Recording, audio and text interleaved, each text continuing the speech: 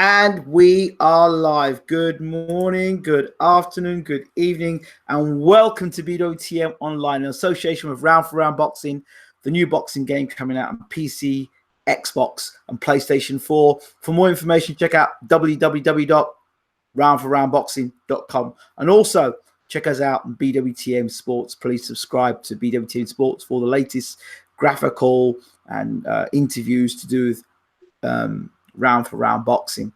Okay, the king of crossovers has returned. I can say that after almost 10 years doing this. The king of crossovers from AGT Radio went back in the day to so many other crossover shows, so many other YouTube channels. We're doing it again.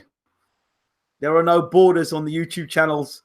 Anybody and everybody can get it, and anybody and everybody can come on the channel. So tonight, from the United States, I welcome my brother, CBSPORTSTV, in the house. Brother, how are you?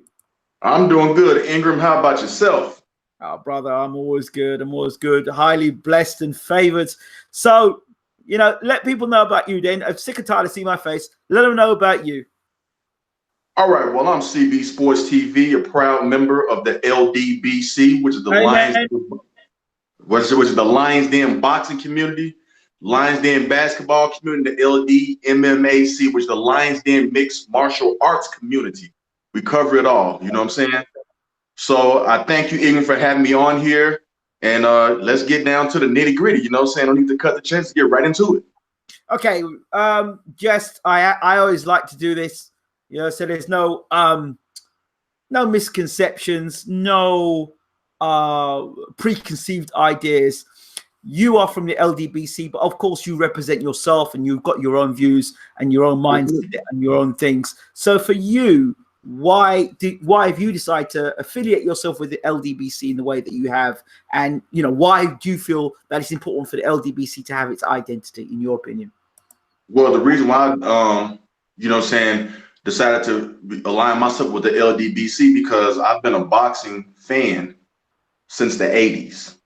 My great uncle, who's 83 years old and is still going strong, was a professional boxer and a trainer. So boxing is in my blood. All my great uncles were boxers, were into boxing, horse racing. So boxing is in my blood. I've learned about, or I've gotten a wealth of knowledge from them. And boxing after the Lennox Lewis era, it went through a dead period as far as heavyweights is concerned. Yes, you had Floyd Mayweather, you had all the guys in the booger weights, as I call them, the little light guys, because I'm a heavyweight myself, so I can, I love the heavyweight division, and I love just talking boxing in general. And for a good while, it had went off the map because yes, okay, Floyd Mayweather, it took over the sport and became the cash cow of boxing after Oscar De La Hoya and him and Manny Pacquiao, but it was just like I wanted to see the heavyweights flourish too. And I watched those fights. I watched all those weight class fights, but I wanted to see the heavyweights flourish. And I kept, tabs on Vladimir Klitschko when he was getting knocked out cold by Corey Sanders, Ross Purity, the Layman Brewsters, and getting dropped 3 times by Samuel Peter. And to me, he was not the better Klitschko fighter. Vitaly was the better fighter, in my opinion. He had the grit and he had the power too. He had way more dog in him. If you touch Vladimir, and you have any type of power, if you didn't knock him down, he was going to be wobbled and stunned. So when I saw the LDBC and I saw 70 Sports TV come across, and I listened to about 20 to 40 of his videos, and I said, wow, okay, this man has boxing knowledge. He has a passion for boxing. Then I started getting in tune to other members of the LDBC, the Black Fight fans, the Quest X, and then the historian, Blood Boxing, guys like that. And I follow guys like Scrapbook Boxing. I just start seeing it. Yes, okay, fine. Hey, this is what I want to be a part of. And I liked it that there was no agenda like, oh, well, let's just promote like a certain black fighters. We are fans of the sport of boxing. Now, yes, we're all about our black brothers, but we're a fan of the sport of boxing first. And keeping that and putting boxing back on the forefront. Boxing at one time was the second biggest sport in the United States behind baseball. Now it's fell all the way down the ladder. And what we want to do is elevate boxing back to its rightful place. And let's get this marinating crap out of here. Let these fights marinate. Fights are going to be big anyway. Rematches are always bigger than the first fight, but let's just see greatness. I want to get back to the era of when Muhammad Ali, Joe Frazier fought, when George Foreman took on Ali, when, when George Foreman took on Ron Lyle. I want to see epic fights like that. Larry Holmes fighting. I want to see, even all back to the Rocky Marciano, the Brown Bomber, Joe Louis. We want to see great fights. We want to see history. They didn't say back in there, oh, well, let's let it marinate. Let's milk this fight. No, we just fought. And those are the LDBCs. That's what we're about in the LDBC. We want to see the best fight the best and quit all this marinating process in all these weight classes. Damn the marinating, because now guess what? Look what it's cost us. It's cost us right now Wilder Joshua, Hurd versus Charlo. It's cost us big fights in all divisions. And if the welterweights don't quit playing, it's going to cost them in that division coming eventually. Like, honestly. Because that's why I'm like, the marinating fights, I'm not used to seeing fights marinating. Had Mike Tyson not got knocked out by Buster Douglas in Tokyo, Japan in 1990, it would have, him and Holyfield would have fought next. They had to wait years down the line because, after that, Tyson got knocked out, then caught that rape charge and had to do 4.5 years, in the penitentiary. But still, even when he got out, he got a belt. He got 2 belts. He fought Holyfield. There was no let this fight marinate process. No. And that's what we want the LDBC to get rid of, the marinating process. That's the whole thing. Like, hey, let's see the best fight the best, and let's be on here because the boxing community is not big like that. Let's come on here as a community. Let's talk boxing. Let's be logical. That's what we want to do. We want to talk logical boxing, not delusions of grandeur. Because he's your heavyweight. Oh, well, he's better than this heavyweight from the past. No, when you can see that his talent is not up to par. That goes for AJ, even a Deontay Wilder. You know what I'm saying? We just have to be honest about it, and that's what we think we're honest about. Go ahead. I'm sorry. It's okay. So, what do you think are the misconceptions about the LDBC, or LDBC being tarred with the same brush? Everybody's saying everybody in LDBC is like this. Well, first off, the first big misconception is in the LDBC is that we only support black fighters. That's not true.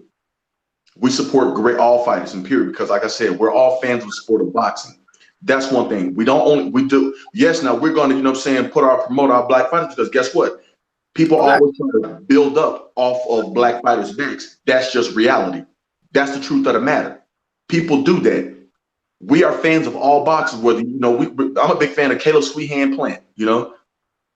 Like Bad Boy at 168. I want to see him and Benavidez and Count stuff. I want to see all the guys mix it up because that's the best fighting the best. I was a fan of Canelo Alvarez, even though he gets a lot of gift decisions of me too. But his PD used, pissed me off. Because I don't like cheaters in the sport of boxing. I don't care what color you are. Another misconception that we have in the LDBC is we all agree with everything. No, we don't. You have guys like Black Fight Fan TV, who's a diehard Vasyl Lomachenko fan. Big time. He is. Black Fight Fan to tell you. He calls him White Jesus and all that, A big time Lomachenko fan. And he from other brothers, and he don't care. But we all have our difference of opinion. We don't agree on who's going to win this fight or who's going to win that fight. We all, have difference of opinion.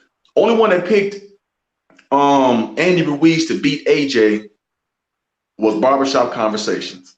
I thought AJ was going to win. I said, okay, AJ should get rid of him by about the 5th round. I thought that. We all were wrong. I didn't think that. I thought that if AJ engages with Ruiz, he'll get knocked out. And exactly what happened. Honestly, I didn't think AJ would engage. I thought AJ would stay behind the jab and box and keep Ruiz on the outside. But wait, hold on. But what jab? I mean, the last time okay, I'll put it like this.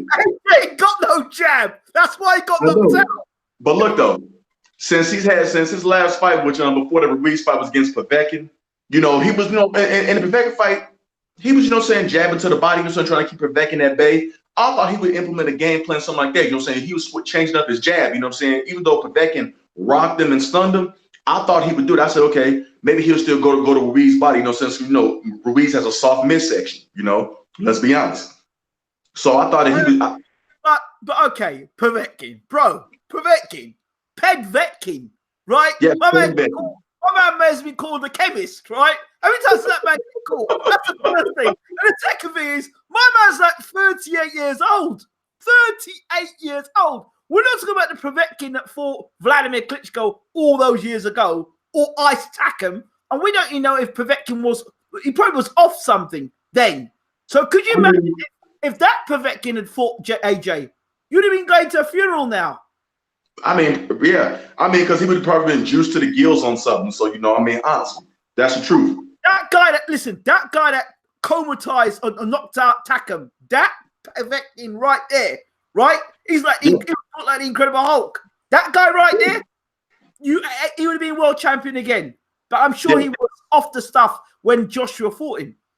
Yeah, well, you know what I'm saying? Joshua, you know, mandated that body be implemented, and I don't blame him, especially with a guy like Povetkin. But I thought, honestly, like, I said, okay, well, AJ, on paper, you would look at it, but stylistically, I see what you're saying, because AJ, even though he's 6'6", he likes to fight on the inside, which is crazy, you know? And that's why I think, like, you know, he's making a grave mistake. I mean, a grave mistake taking this rematch with Ruiz so soon. We spoke about it. I mean, when you've got knocked out the way, he didn't get knocked out by just one shot. He got an ass whooping, and there's a difference. If you get caught, bam, you get clipped to a shot and get knocked out, be like, oh well, you know what? I got caught with a unfortunate shot. I wasn't watching it, and I could do better. This guy got hit with a left hook. His whole legs did a funny dance. Right, he fell over the same way. He fell over against Klitschko. He got caught with the same left hook that he got caught with Dillian Whyte, which tells me there's no progression there. So suddenly, it's all going to work out okay. And he's going to make the progression between now and November. He's going to make that progression. Suddenly, he's going to learn how to block a left hook, and suddenly his chin's going to get better. Oh, of course, yeah. And he's not going to do any more sparring before the next fight because, of course, nobody's going to knock him out in sparring because it seems every sparring session he has, he's getting knocked out. So, I don't know. You tell me. I don't see how he's going to improve under the current situation. I can't see it. No. Well, I'm going to tell you what he could have improved on and what he couldn't improve on. One thing you can improve is your chin. If you got a glass chin, I mean, that's just what it is, you know. You just fucked, you know, honestly. What he could have improved on all this time is worked on his jab. You know what I'm saying? He could have worked on that. Like, wait. What? I go back and ask you, what jab? Larry Holmes did a great jab. Hear me out. He could have developed the jab, okay? There's no excuse why he's not developed the jab in all this time. Yes, there is. What's the excuse for not developing it? The same reason why he's been knocked out. His trainer, his tutor. Yeah, I mean, and that's another thing I'm gonna get to. Yeah, Rob McCracken is ass. Come on. Listen, if you don't know how to throw a jab properly, you're an Olympic champion and you turn pro, and how many fights has this man had? He's got 23 now.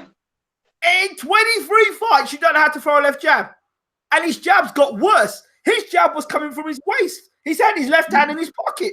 He must have put his hand in his pocket and stuck his chin forwards. I mean, what was that? A lazy ass jab. I mean, he was lazy. Like, you know, he didn't want to be there. Before that fight, you can see he was mentally checked out. He wasn't there. I don't know where he was. Ask me in the history of in heavyweight boxing, you've known a heavyweight champion to hand his belts over to the challenger.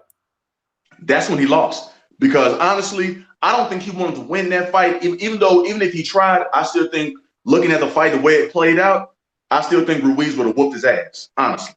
But have you seen in the history of heavyweight boxing, have you seen a heavyweight champion of the world laying in the ropes getting his neck massage? No. That was odd to me too. And then the way he was just, you know, rolling around like, ugh, like I just don't want to be here, you know what I'm saying? And I think another thing too, the pressure of Deontay Wilder's highlight reel knockout that was still viral going to his fight. So when he finally knocked Ruiz down in the third round and he just went in reckless, you know what I'm saying? He's like, I'm trying to match Wilder, you know what I'm saying? And he got his ass clocked, you know what I'm saying? And ended up getting dropped twice in that round because even though he dropped Ruiz, he didn't hurt Ruiz like that. He just stunned Ruiz. Did you not notice, like, when he was boxing, his footwork looks shocking. The way he was moving around. What was he doing? He was That's not footwork. I don't know what you call that. Over when he was doing all the things you're told not to do when you box. Cross over your legs. His legs were like that when he was crossing over. They were doing that. And all Ruiz had to do was push him to fall over. That's like, what are you doing? Hey, when I'm not gonna lie, Ingram, looking at that fight, I said, ain't no fucking, how the fuck did he win an Olympic gold medal? He didn't. He didn't. I was like, where's your if nothing else, he's supposed to be fundamentally and technically sound. I saw none of that. I said, what the fuck is this? I remember this guy should be keeping the end of the jab. I thought, well, if Ruiz comes close, he'll do the old Klitschko thing and tie him up. Nope. Push him off. Use the jab. Hit with the uppercut. What was the uppercut? There was no, the uppercut disappeared. There was no uppercut. I mean, the uppercut, and that's nothing. He didn't even use his uppercut. And he's probably got the best uppercut in the heavyweight division, but he didn't use it. I was like, God damn. He didn't use it. He can hit Klitschko with an uppercut, but he can't hit Ruiz with an uppercut. Thank you. And he could have, which is crazy. I'm like, dude, like, what the fuck, man? Like, I laughed about it because I said, yeah, payback's a bitch. This is what happens when you duck, when you are the vice president of Duck a Lot Records. This is what happens. It is. Yeah, you the vice president of Duck a Lot Records. Yeah, this is what happens. You get your ass whooped, you know what I'm saying? When you're not supposed to. You're like, seriously. But Duck a Lot Records, the thing that I never understood, they always compare him to Lennox Lewis. Lennox Lewis, when he wanted the Mike Tyson fight, he wanted the Holyfield fight, he was even talking shit about Riddick Bowe. And Riddick Bowe was right. You remember when Lennox and Lennox Lewis never ducked no fade. If you mentioned his name, he offered you a contract, sign this motherfucker. Same thing with David Tua. When people were saying, oh, David Tua needs to challenge Lennox Lewis, he'll beat Lennox Lewis. Lennox Lewis immediately start negotiating with David Tua. He said, this is what people think is going to take my belt. Okay, let me show him. See, Lennox Lewis come from a different cloth. Lennox Lewis had a lot of dog in him. Okay? Compare Lennox to Joshua to Lennox. Wow. I'm not going to do that because that's disrespectful to Lennox Lewis. I'm not going to disrespect that man like that, okay? Because Lennox Lewis will whoop AJ's ass in 30 seconds or less, okay? That's a 30-second or less fight. It really is. One right hand. Thank you. Good night. Good night. And if Lennox Lewis wanted to be evil and just torture him, Lennox Lewis would just box circles around him until he felt like knocking him out.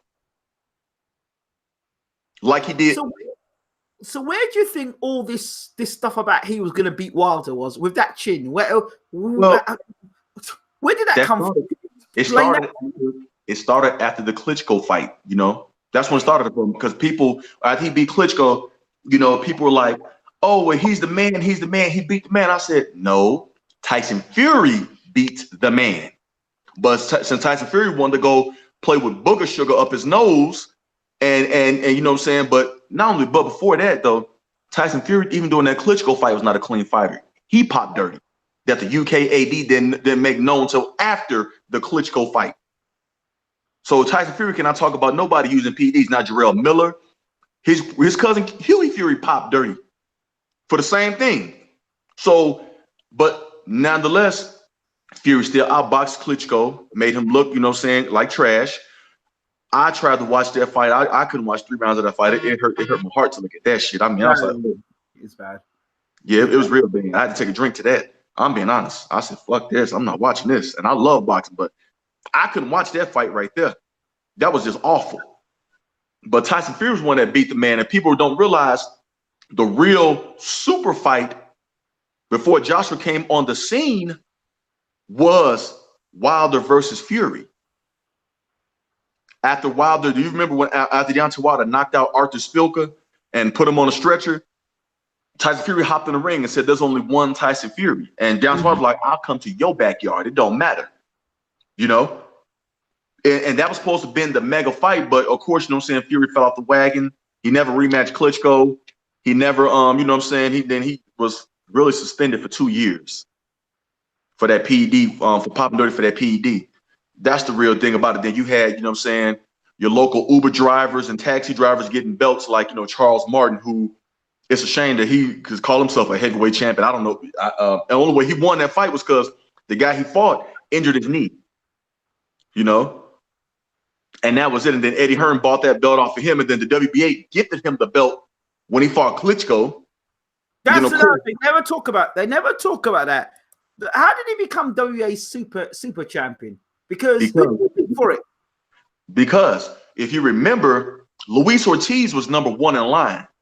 If Klitschko came back and he trying to fight for the WBA belt, he would have to fight Luis Ortiz, or anybody would have to fight Luis Ortiz. But Eddie Hearn signed Luis Ortiz to Matchroom Boxing, and then he told him, well, hey, step aside and let these two fight, and then guess what? You're next. Let Joshua and Klitschko fight for the IBF and WBA, and then you'll be in the next fight with Joshua's in a unification fight. But Eddie Hearn, being the slick devil that he is, put a rematch clause in there, and he thought Klitschko was going to exercise it because it was a great fight. Joshua and Klitschko was a damn good fight. To me, I was arguably the fight of the year that year, in my opinion. And after that, Luis Ortiz was calling for his shot. And AJ was ready and willing to relinquish the WBA title, not to fight Luis Ortiz. Because he said in the interview, they're not going to fight me to force me to do nothing I don't want to do. I'll just drop the belt. Period, point blank. Because he was trying to go the Pulev route of his IBF mandatory, what they won't say. And the IBF was not mandating him fighting Pulev right now. They was not. Luis Ortiz was owed the fight because he was supposed to be next in line to fight Joshua after that, especially after Klitschko retired. So once Klitschko announced his retirement and he said, I'm not coming back, thank you. Ortiz is like, okay, well, it's me and Joshua. Joshua, now it's my turn. I need my shot at the WBA title. Even if Joshua didn't want to put the IBF on the line, but I'm getting my shot at the WBA title. And Ortiz got tired of waiting around, and, saying all the AJ protectors were saying, well, Deontay, why didn't you fight Luis Ortiz? He hasn't fought anybody.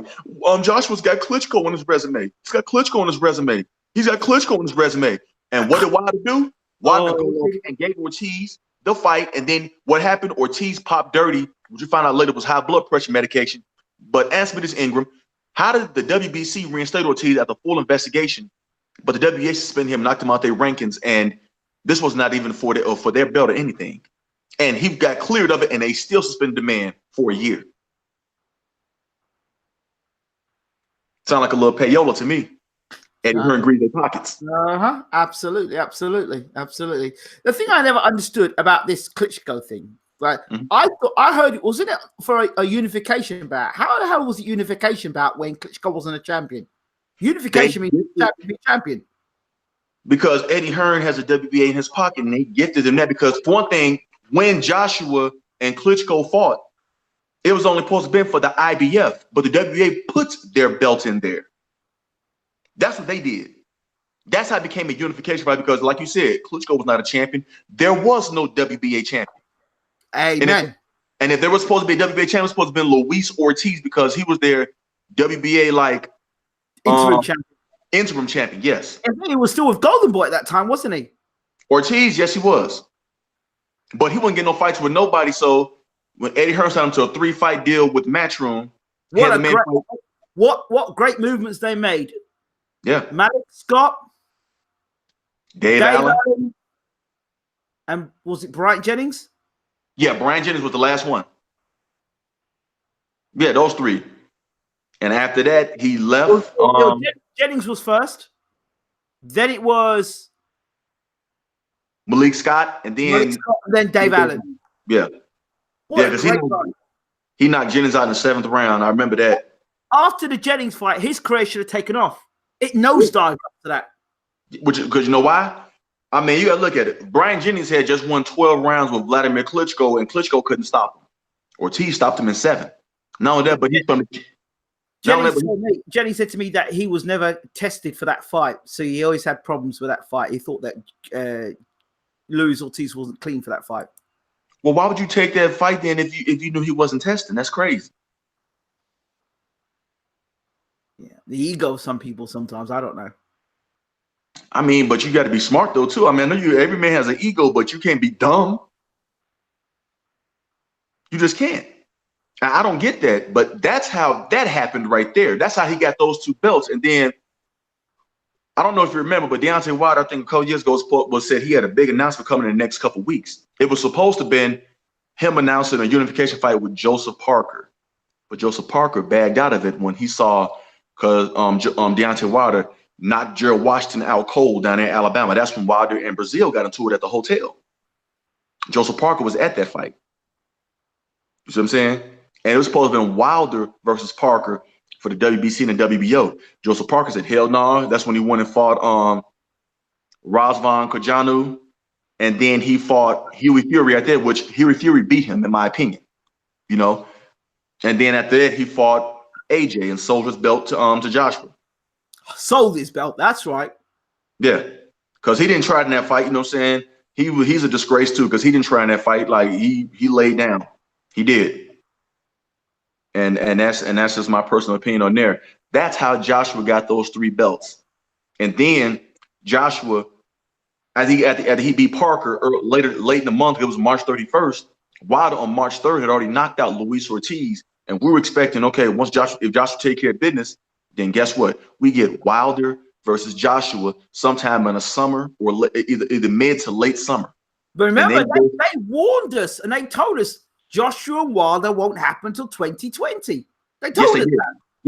Yeah. But but my thing is, why negotiate with that man for 4 months? And then he gets tired, like, fuck it. Well, now you got to pay me 50-50 or no fight. AJ had been saying 2020, then 2021. And behind the scenes, heard from my brother, the Cali Enigma, he told me, he said AJ didn't want to fight Deontay Wilder till November or December of 2021, which would make Deontay Wilder. I heard he got stretched in sparring and they said he had confidence issues. Remember that time where they were talking about Joshua potentially fighting David Price? Yeah. And they said he had confidence issues. And they said that's why he wouldn't take the Deontay Wilder fight. And they were swerving Deontay Wilder until 2020 to build his confidence. You know what? Now you can think now, can't you? I mean, well, what are you gonna do now? If AJ get this win this rematch, I don't think we'll ever see that Wilder Joshua fight, because he damn sure ain't finna fight Wilder. Well, he said after they were asking about Ruiz in the press conference, he started talking about you know the fight I want. He must have been badly concussed. He was. And they were saying, it was a rumor saying that he was concussed before the fight because his sparring partner, DeWeco, had knocked him out like 8 days before then. It's like, why are you sparring 8 days before your fight? It's funny enough, talk about DeWeco. Actually, I spoke to DeWeco at 2 weeks beforehand because I was trying to set up a fight between DeWeco and Justin Jones. So okay. Justin Jones, who's trained by Ali Bashir now, Uncle Bashir, he basically said to me, look, can you make that fight happen? I said, I'll do what I can. Let me go and reach out to DeWeco. I'll send DeWeco the videotape of the interview of Justin Jones. Then he saw the video and he said, yeah, I'll fight anybody, but it's got to be the right amount of money. So we were watching DeWeco, and the next minute we fight DeWeco, he's sparring with Anthony Joshua. Yeah. But, I mean, when I told Bashir that DeWeco had done what he did to Joshua in sparring, he said, what? He says, I mean, Joey DeWeco, I've got a lot of respect for him, but knocking out AJ in sparring, that can't be right. Yeah. And that explains why Anthony Joshua's father was trying to tear Eddie Hearn's head off.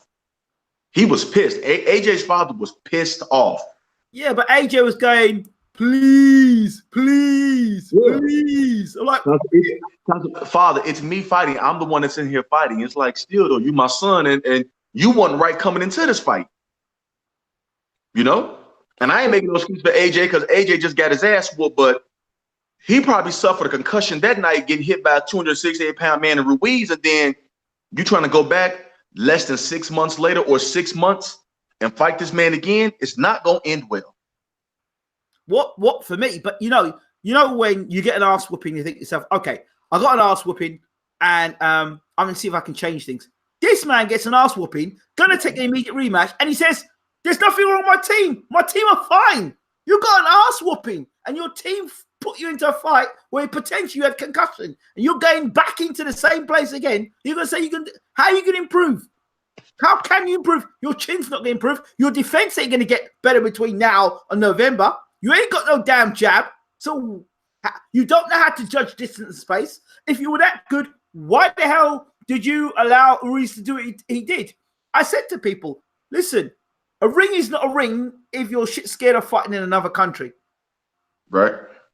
A ring is only a ring if you're mentally strong enough to say, this is why I'm fighting. It doesn't matter if it's America or England or Japan.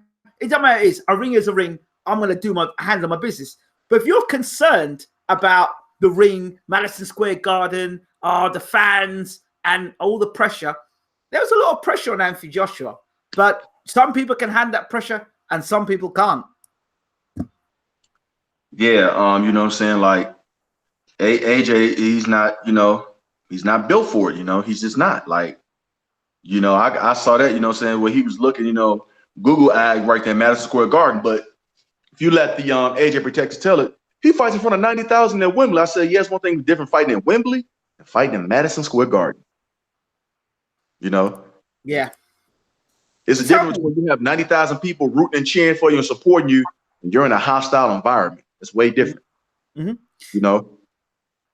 After just talking to Uncle Ali Bashir, he said that he thinks it's weak of AJ to take the fight in the UK because he's a world champion. He should be defending. He can come back and beating Ruiz in America, not hiding in the UK. But there's no guarantee that fight's going to be in the UK. That's the whole thing. People forget Andy Ruiz is with Al Heyman. Okay, Al Heyman is a Harvard grad. He's the boss. He runs boxing. People got to realize this man is very smart. Andy Ruiz already said, "I'm the champ. I'll call the shots. I ain't going to UK. The fight I want to fight in either New York or LA or Mexico. You know what I'm saying? If the fight's in Mexico, AJ gonna crumble. He really gonna crumble. So he gonna pitch his pants. He gonna cry. So there are people that believe that because Eddie Hearn says we're going to fight in November because he said it. And then somebody asked him afterwards, is that confirmed? He said, well, no, but we're going to try and make it up in November. So you tell me. People got to realize. Eddie have over Al Heyman? People got to realize what Eddie Hearn says is not gospel. Okay. So people need to realize that he just came out and bloated out because what he doesn't want is why he's forcing AJ, and I feel like he's forcing AJ to take this rematch because he feel like I need to get them belts back and try to get control and still control the narrative. That's what it's about, in my opinion. Because if AJ loses to Ruiz again, which I think he will, and get knocked out again, I think he will, he's fucked. You have nothing else. Now you have, even if AJ works himself back up, by that time, more than likely, Andy Ruiz has been to fought Deontay Wilder, and he don't want that nightmare. He don't, I had a thought. I got sent a video earlier on in my Instagram, and I was stunned yet again. Yeah, I got sent a video I couldn't remember who sent me the Instagram video, but it was a direct message, and it had Eddie Hearn talking about how he signs off on Joshua because he's got the promotional rights of Joshua. Yes. Power of attorney. And then the video flips to Eddie Hearn talking. Barry Hearn talking about the slave and how he used to be a slave master. So both of these guys are slave masters. Yeah, both of them are. What are your thoughts about that? Being a Black American. What are your thoughts about that? About Eddie and Barry Hearn? They're both pilgrims, colonizers, pieces of shit. I respect neither one. None of them. They both some pussies. I don't like Matchroom as a whole stable. You know what I'm saying? Because Spencer Farron was on Trill Box Talk. He said, no. Okay. Literally. Okay. No, all right. It doesn't even don't talk about him on the channel. No. All right, we'll do. But I'm just saying, but from what I've seen,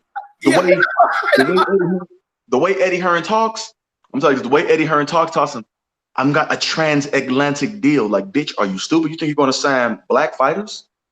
Black African American fighter, you talking about some transatlantic deal? Like, when he said that, I knew he fucked up.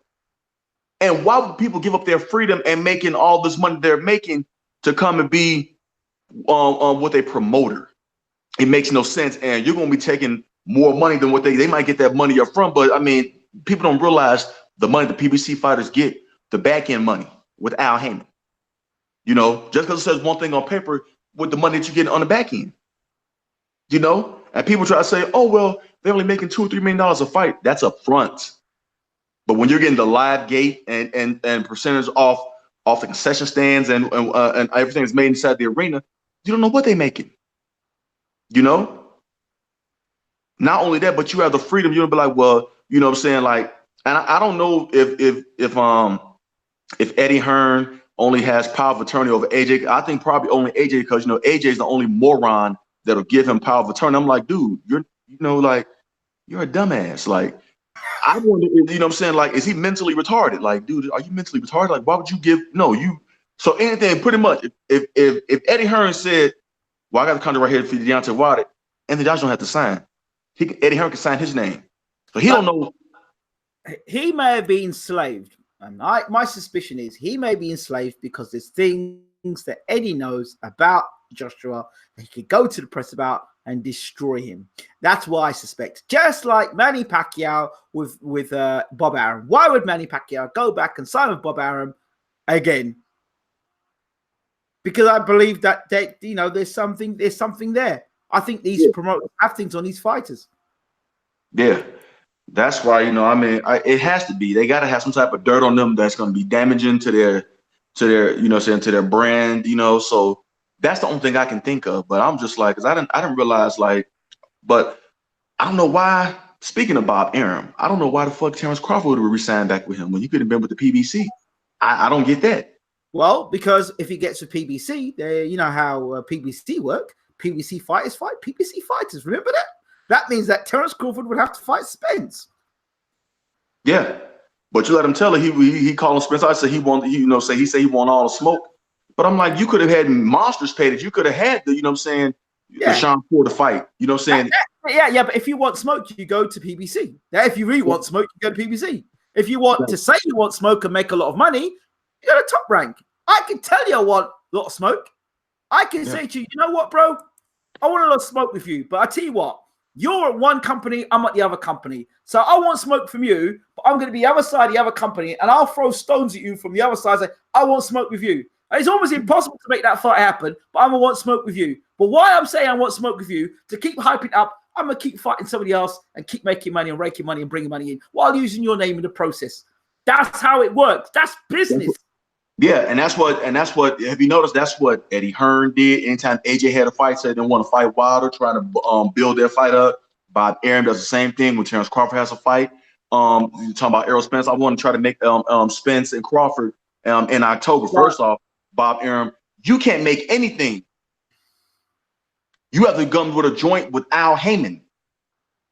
You know what I'm saying? You have to, so it ain't what you can make. You know what I'm saying? You just can't do that. Like, no.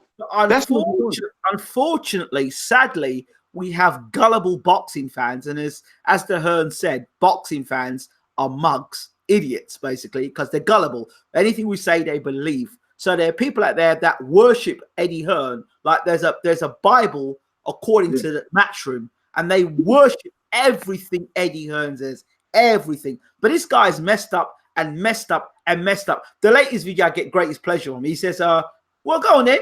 Finish me. Knock Anthony Joshua out and finish Matchroom. Well, I think Al Heyman's sitting there watching that now going, so you want me to finish you then? Okay. All right. Yeah.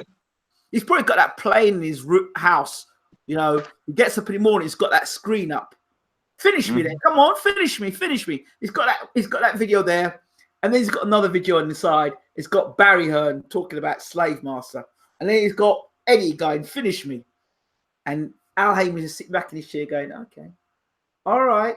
Okay. All right. Yeah, this death would not be fast. It would be slow and painful. You know, it would be slow and painful. It's not going to be fast. It's going to be slow and painful. I'm going to hurt you. And that's what Al Heyman's doing. He has all the belts over on PBC. I have the utmost of confidence in Andy Ruiz. Like, he's definitely gonna beat Joshua again, because, like you said, stylistically, you know, I knew Andy Ruiz had fast hands, but I just thought, like I said, Joshua can just jab his head off all night and just, you know, but shit, I was wrong. No. Honestly, I can truly say I gave Andy Joshua too much credit. I thought, you know what I'm saying? I said, okay, you know, I see his flaws, but, you know, I gave him way too much credit. I did. Listen, what was Joshua's best fight? Be honest. What was his best fight? His best fight was Klitschko, honestly. Right, okay. So his best fight was against a guy who hadn't fought for 2 years. Mm-hmm. Was 42 years old. That was his best fight. And he went life and death with Klitschko. And Klitschko, had he not listened to Vitaly Klitschko, would have finished that fight off in the 5th round. We won't be talking about Joshua today.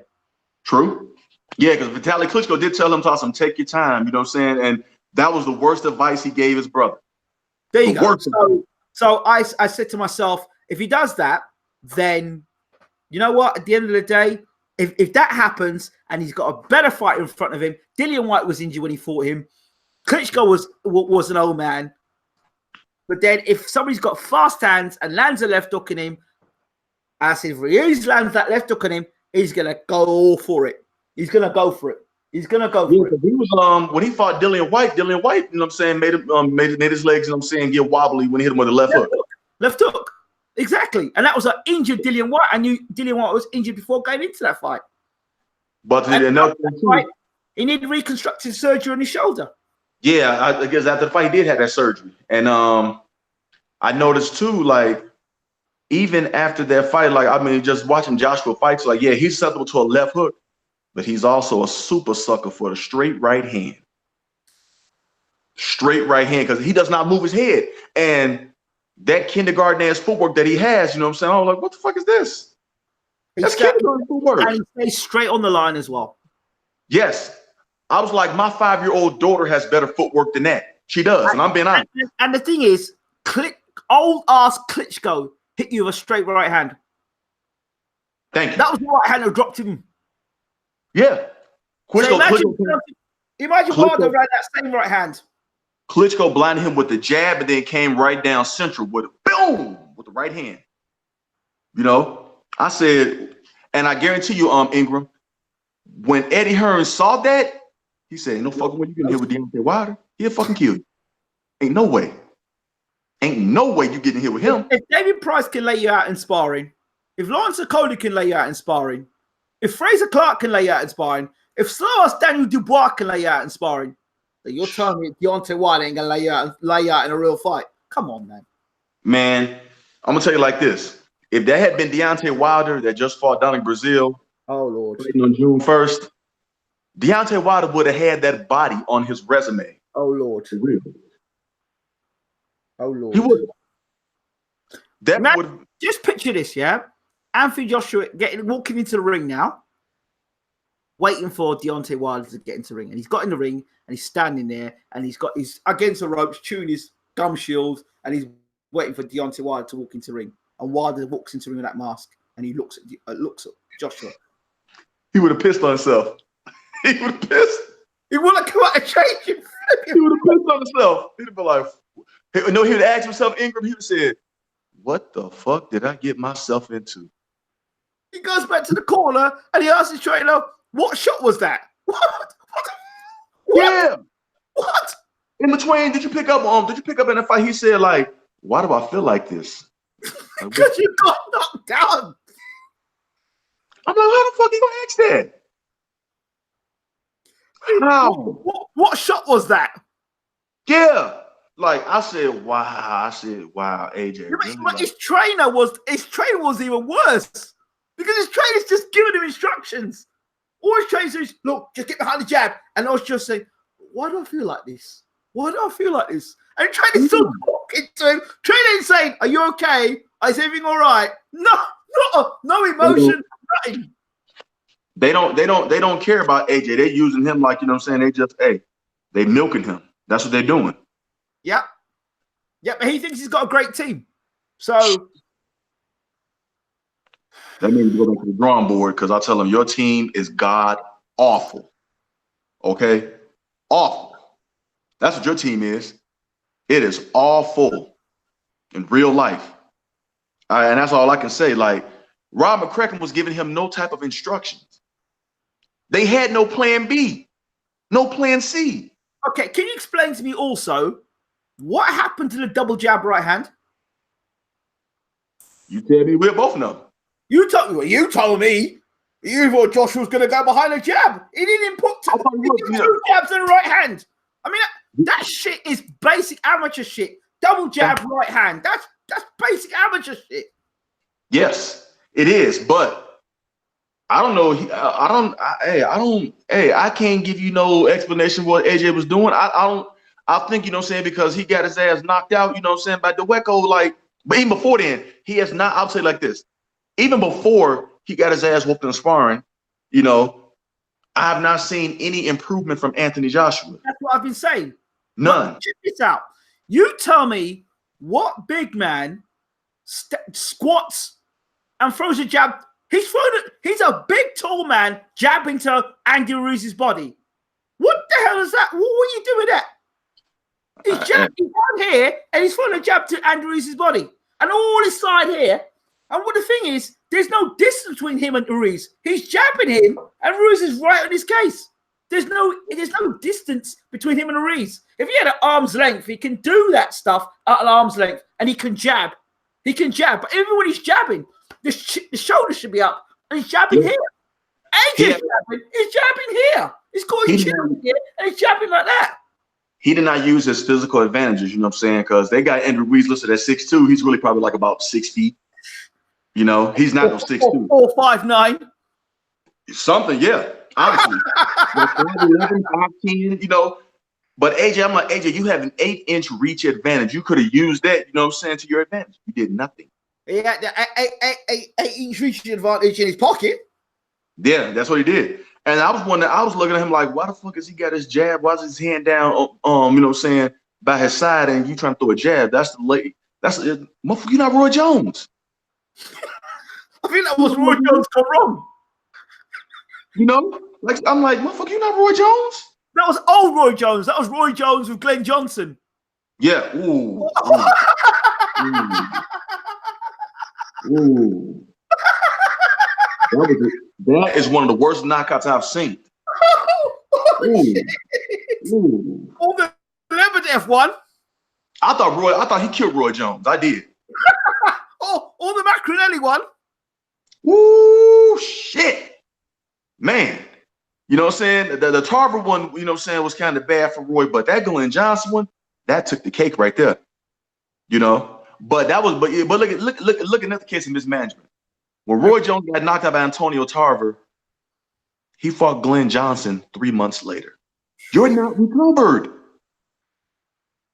He has. That's the thing they're going to do with Joshua. He hasn't recovered. Not at all. And the thing is, the thing I can't understand is people get knocked. This is I think I don't understand. The excuse is he's young, he can come back, but that don't work with everybody. Some people have not got the intellectual fortitude for that. AJ's 29 years old. Okay, he's not Daniel Dubois. Daniel Dubois is 21. AJ's about to turn 30 this year. Okay. If you have not improved in all this time, guess what? You are what you are. You know, and that's just what it is. He should have been doing improvement, you know what I'm saying, like 25, 26, 27. By the time you're 20, you're supposed to be seasoned, okay? That's just how I feel. Like, there's no way.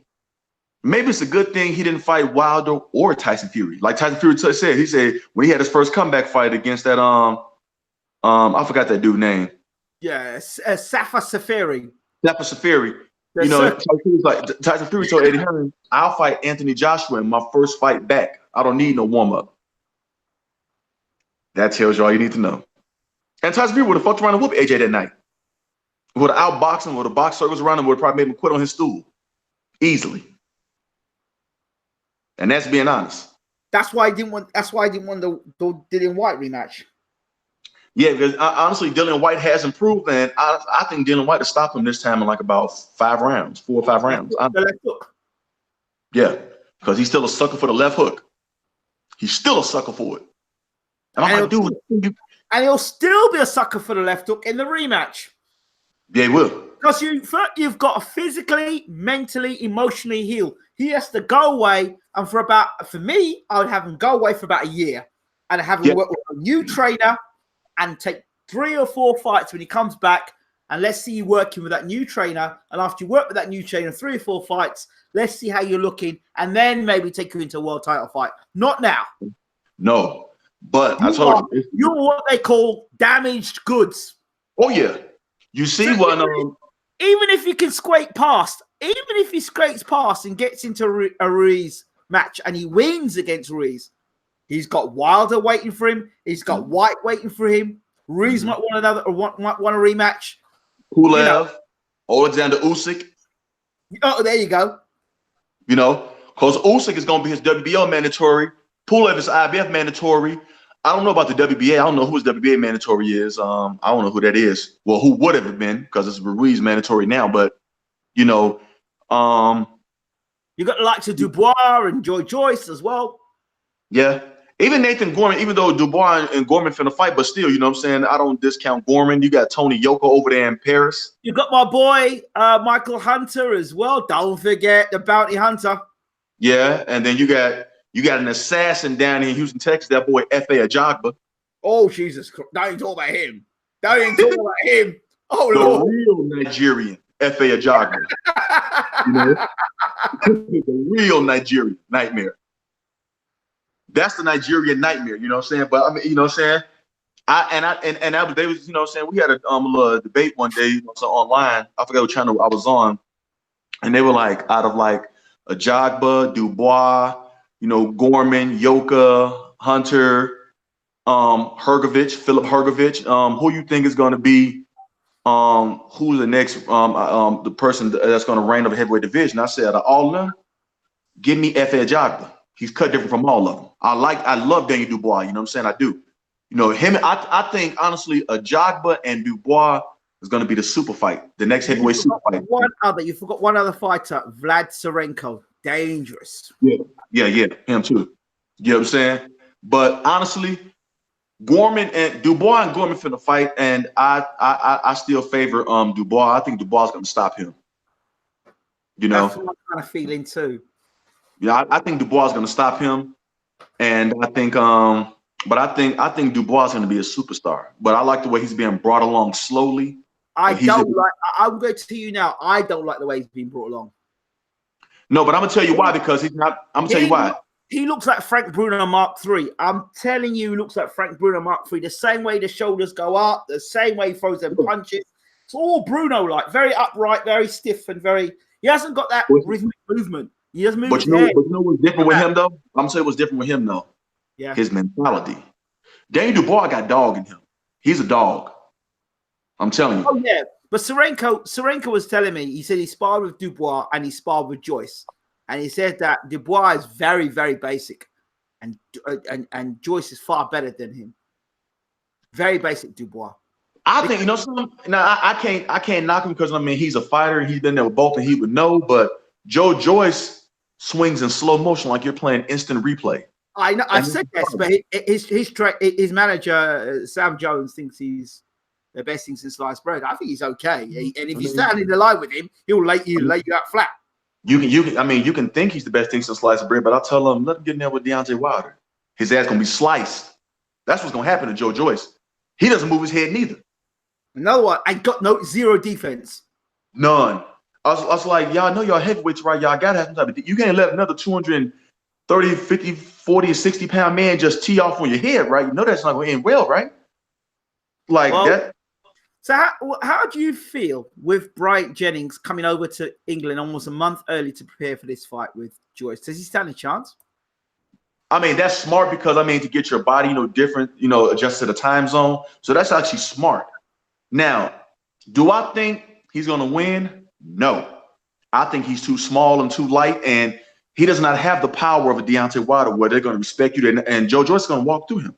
Joe Joyce is going to have to be careful. You know what I'm saying? But Brian Jennings, you just got stopped by Oscar Rivas, and the book's still out on Oscar Rivas. You know what I'm saying? We'll know more when he take on Dillian White. You think the book is out on Oscar Rivas? Oscar Rivas is a dangerous man. He is dangerous. No, but he's dangerous. But what I think is this though.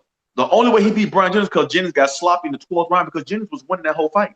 Wait, hold on. You not see what happened in the 12th round. My man was like, he come out and he's like twice. He said, you know what? I'm going to stop you now. I've had enough. I'm going to stop you. And he just came out and said, right, I'm going to put it on you now. And he put it on Jennings and he stopped Jennings. Put it on him. It's like so hold on. Ingram, are you favoring Rivas over White? Yes. Because I didn't like the fight for Jennings against Rivas. I didn't like it all. When the fight was announced, this ain't a good fight for Jennings. This is a bad fight for Jennings. Stylistically wise? Rivas beat Pulev in the amateurs. Right. And Pulev was beating a whole heap of guys in the amateurs. Right. Rivas, for me, when you can go 12 rounds with Bright Jennings and you're meant to have stamina problems, and in the 12th round, you can come out and throw them kind of punches. Yeah. That, to me, in the 12th round, you got power from the 1st to the 12th round. That's respectable. And then I think to myself, what did Josie Parker do in the last round against Dillian Whyte when he actually put his foot forward and said, you know what? I'm gonna for the last 30 seconds, I'm gonna have a go. What happened to Dillian Whyte? He dropped his ass like a sack of potatoes. He dropped him. So now Chisora doesn't punch. He doesn't punch and Chisora hurt Dillian Whyte in the first fight, right? Dillian Whyte's got a lot sharper and a lot more, but against smaller guys, that left hook that he's so famed for, I'm not sure he's going to catch Rivas with that left hook because he's a shorter guy. Yeah. So he's not going to be in his range with that left hook. So I think he's going to slip under that left hook and get inside.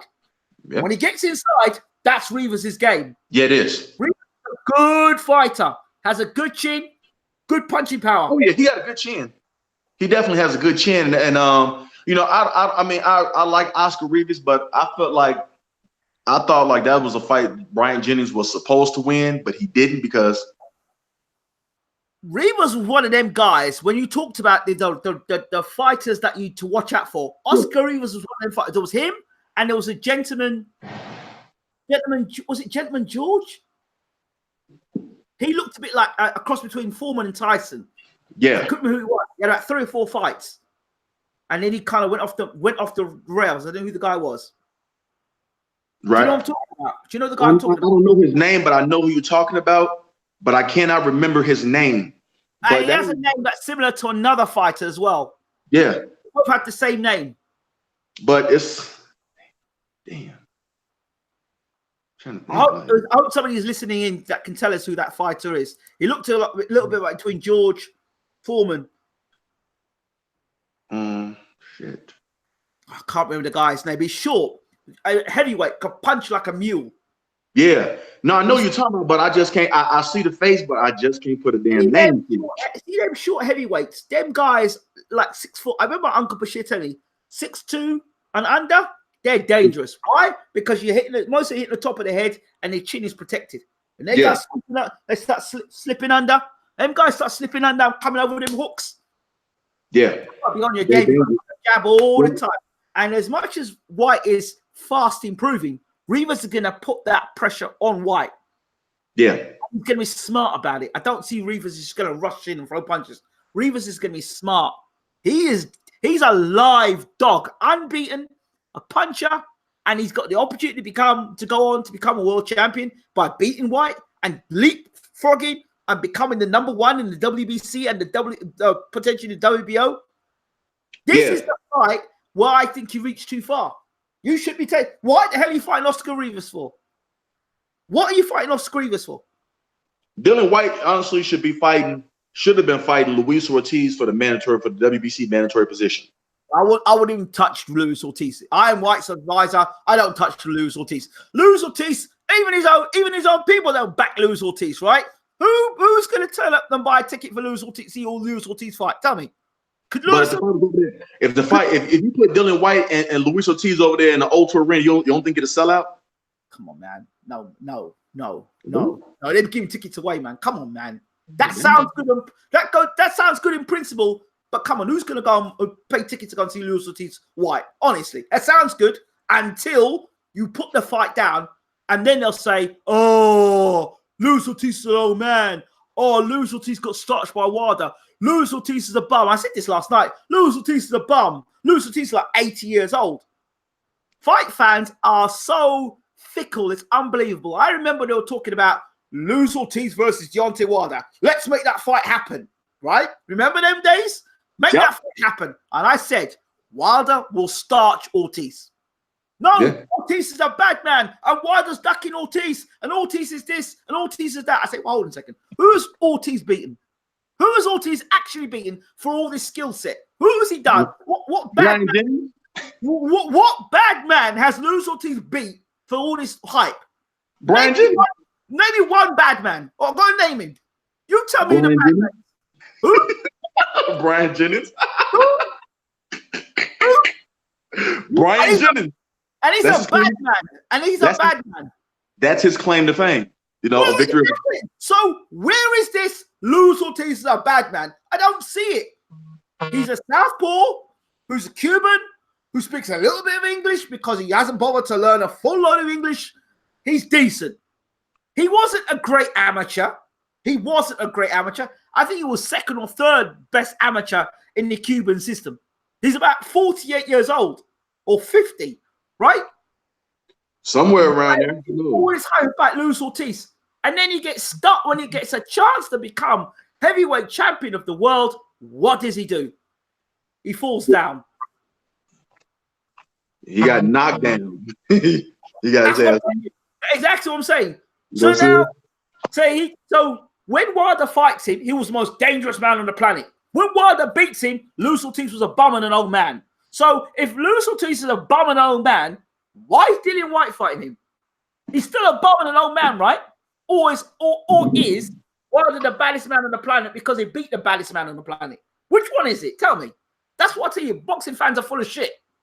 Oh, yeah. Oh, I noticed that too because before then, you know what I'm saying, people were saying like, you know what I'm saying, because people didn't think that Wilder would fight Ortiz, you know what I'm saying? They were, you know, you had a lot of fans were talking, tell Deontay Wilder to fight Luis Ortiz. Luis Ortiz starts that bum and all this and that. So Wilder signed to fight him. Instantly you heard, well, Ortiz is an old man. Oh, Luis Ortiz is not that good. He's not this and that. I said, why am I not surprised? And then now he's got the rematch now. He's going to have a rematch against Wilder, right? So the two are going to fight again. Wait for it. Wilder starts Ortiz. Yeah, well, Ortiz was an old man. And what does it prove? It just proves that Ortiz was an old man in the first place. And who did Ortiz beat in the first place? So I'm telling you how it goes. But what are they going to say? What are they going to say when Wilder fights Fury again? Oh, no. Wait. The Great White Hope. Hold on a second. He beat him the first time. He had totally outboxed him. Well, okay. Now, this is Tyson Fury's words. Tyson Fury said, he's a bum. He's a dosser. He's a basketballer. He can beat him one hand behind his back. If you're so great and such a great fighter, why was your ass looking up the lights twice in the fight? By the bum and the basketball player.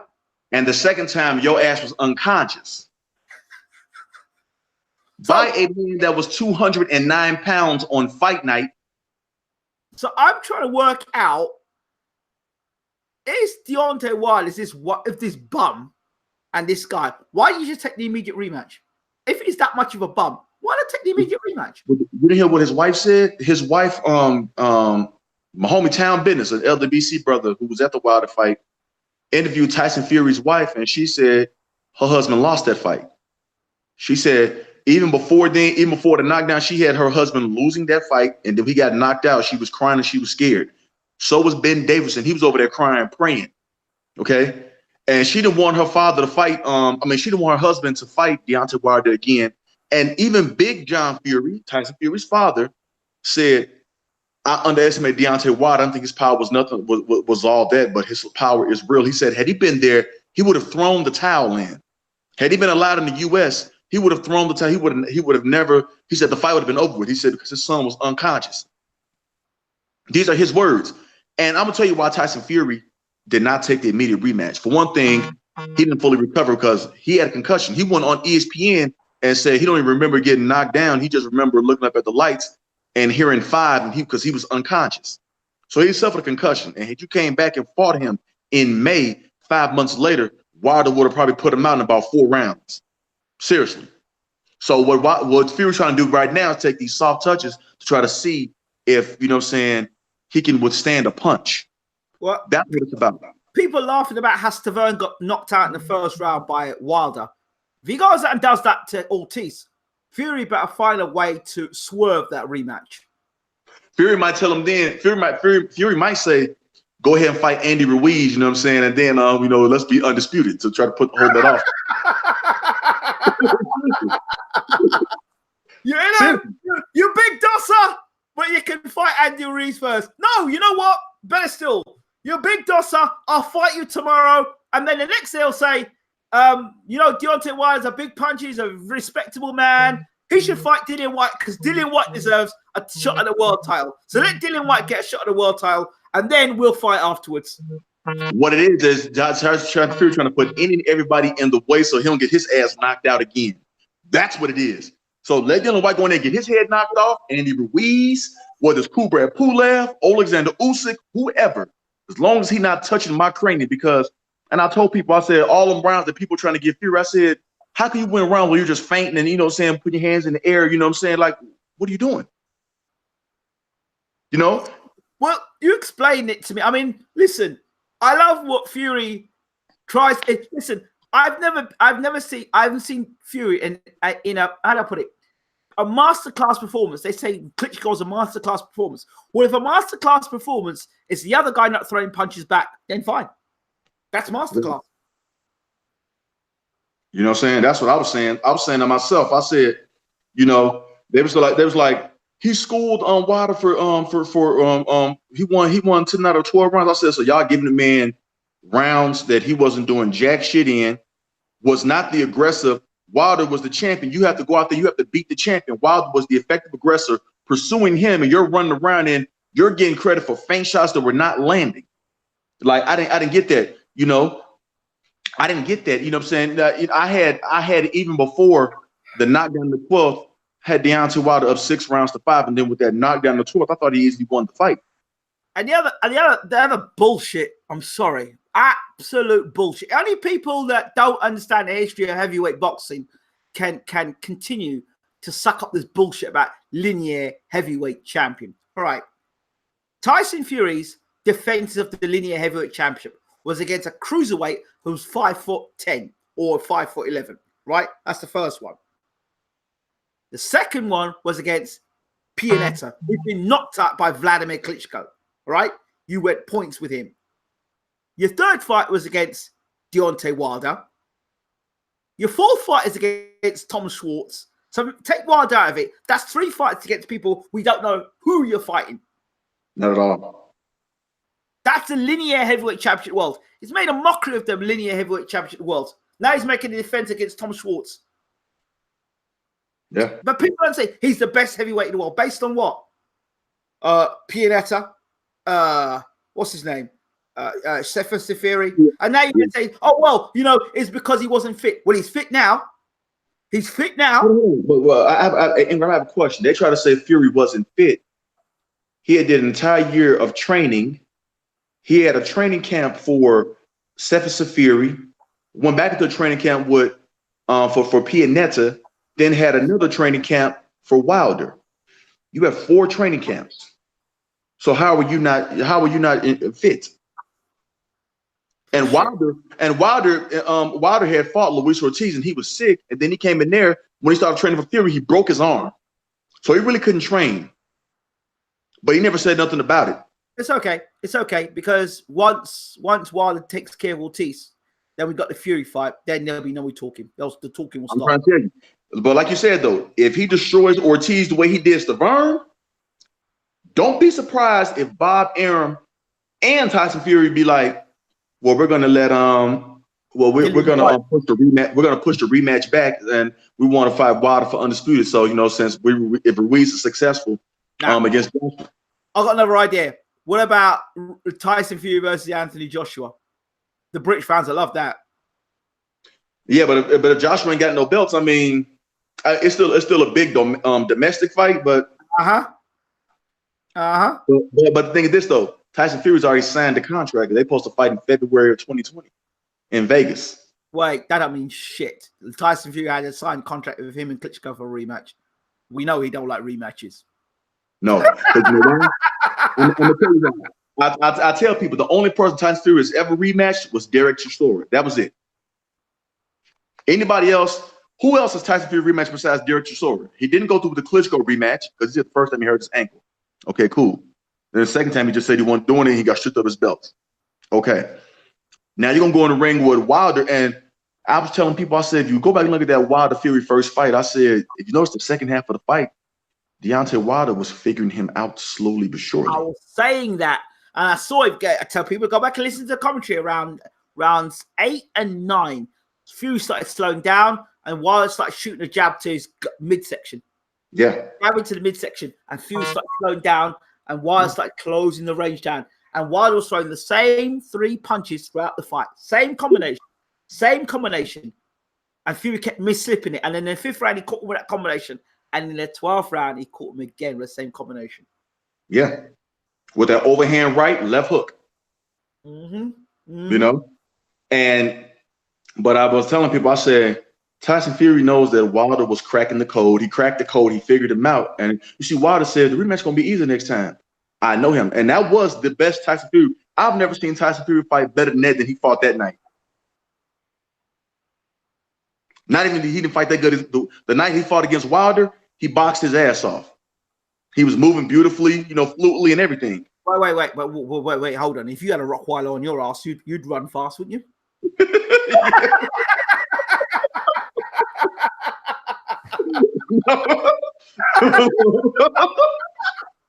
Well, hold on. This is what I'm saying. This is my point, though. In all of Fury's other fights against Klitschko and whoever, Stop. All them guys are slow feet and slow hands. You got a man who's got two missiles in his hands, and he's got fast feet, and he's coming to you real quick. You start moving. Listen, you start running. It's like a Benny Hill, real quick. And now with Ben Davison, hey, I need to move real fast against that Wilder. I need to move fast. Yeah. So, you see them now working all that stuff and moving faster and faster. Yeah. He's not going to get faster than Wilder. It's not going to happen. No. And two things that can happen. First of all, Fury loses more weight. Well, guess what? If you lose more weight, what happens to you? When the less punch resistance. You go down. The second thing is, your chin don't change. No, it don't. It has muscle memory. And see that chin? He's going to remember the last time he got cracked by Wilder. And this time Wilder's going to be a little bit more heavier. Actually, yeah, Wilder said, his target weight for the Fury match to be 230. And I told everybody, I said, when I heard Deontay Wilder did the interview, and he's like, he wanted to get to 245, but he said, but 230 would be perfect. When Tyson Fury heard that, Tyson Fury said, hey, Bob, Give me a 230. He's going crazy, okay? He's trying to kill me, okay? If a 209-pound man turn your lights out, and you fighting that same man, and he's stronger, and he's still more athletic than you, and he still got that laser beam of a right and a left, and you're going to put on 20 pounds, and Wilder puts on muscle. So it's not fat. And you have more weight come behind that. Tyson Fury said, fuck you. We ain't fighting now. Nope, we're not doing that. And that's when I noticed that, because after that, Tyson Fury had that 50-50 split for a contract for like 10 days. And then he supposed to announce it. I guess he was supposed to sign it. It come out, he didn't sign with Top Rank. So I said, he didn't want that rematch. And because he didn't want the rematch, Dominic Breazeale got punished for Tyson Fury's sins. Dominic Breazeale got punished because he don't move his head, and he brought, guess who as his trainer with him? He brought Virgil Hunter? You mean Virgil Hunter? Yeah. Cool. But you know what though? Motown Virgil. Listen, Virgil Hunter is probably one of the most overrated trainers in the world. If you get knocked out, you go to Virgil Hunter. If you get knocked out and you need to rehabilitate yourself, you go to Virgil Hunter. You look at him. At one point, he had Berto. He had what's that guy's name? Was it not Guerrero? What's his name?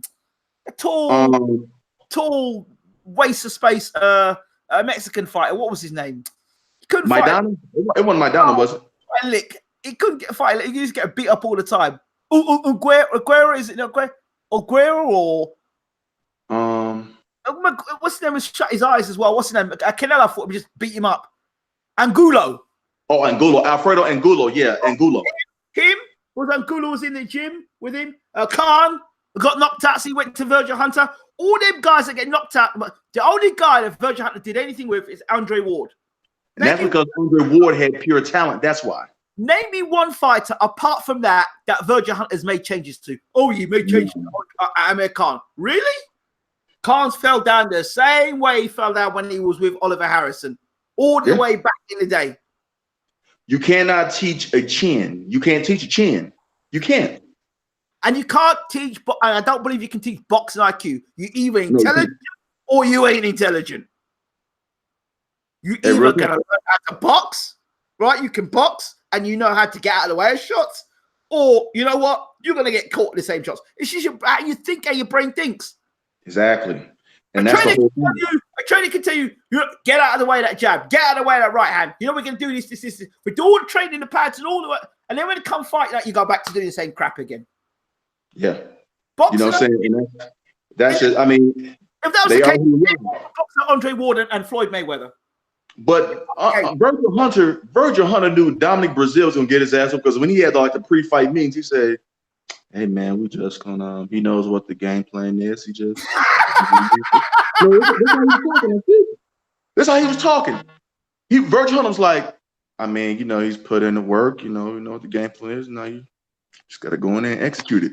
Virgil Hunter, he's finna get his ass kicked. You could take that clip and add that to any Virgil Hunter fighter and fight. He says the same shit in every fight. We know the game plan, and he's been working hard in camp. We can do well. And Virgil, you say that every single fighter, and then you ask your fighter. He said the same thing about Amir Khan. He said something about Amir Khan before he fought Crawford. There you go. There you go. So, I mean, he said the same thing about he was with Andre Durrell when Jose Uzcategui kicked his ass. That's another one. Like, remember when they fought in the rematch? Virgil Hunter was in Andre Durrell's corner. Yeah. When Jose Uzcategui kicked his ass, he was. I didn't see no improvements from the first Durrell Uzcategui fight to the second. It was a replay. I've seen his fighters getting an ass whooping, and he said, "Take your time, get behind the jab, just box." I'm saying your ass is 9 rounds behind this fight. And this guy is telling you to get behind the jab and box.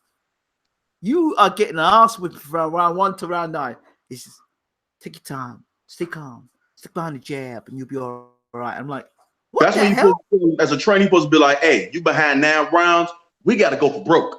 Okay? Now that ain't coming out. The only time I see Virgil Hunter get excited and actually shout and scream is when he had Andre Ward, and Andre Ward got dropped by Kovalev. That's the only time I've seen him got any time animated. Yeah. That's the only time I saw him get animated.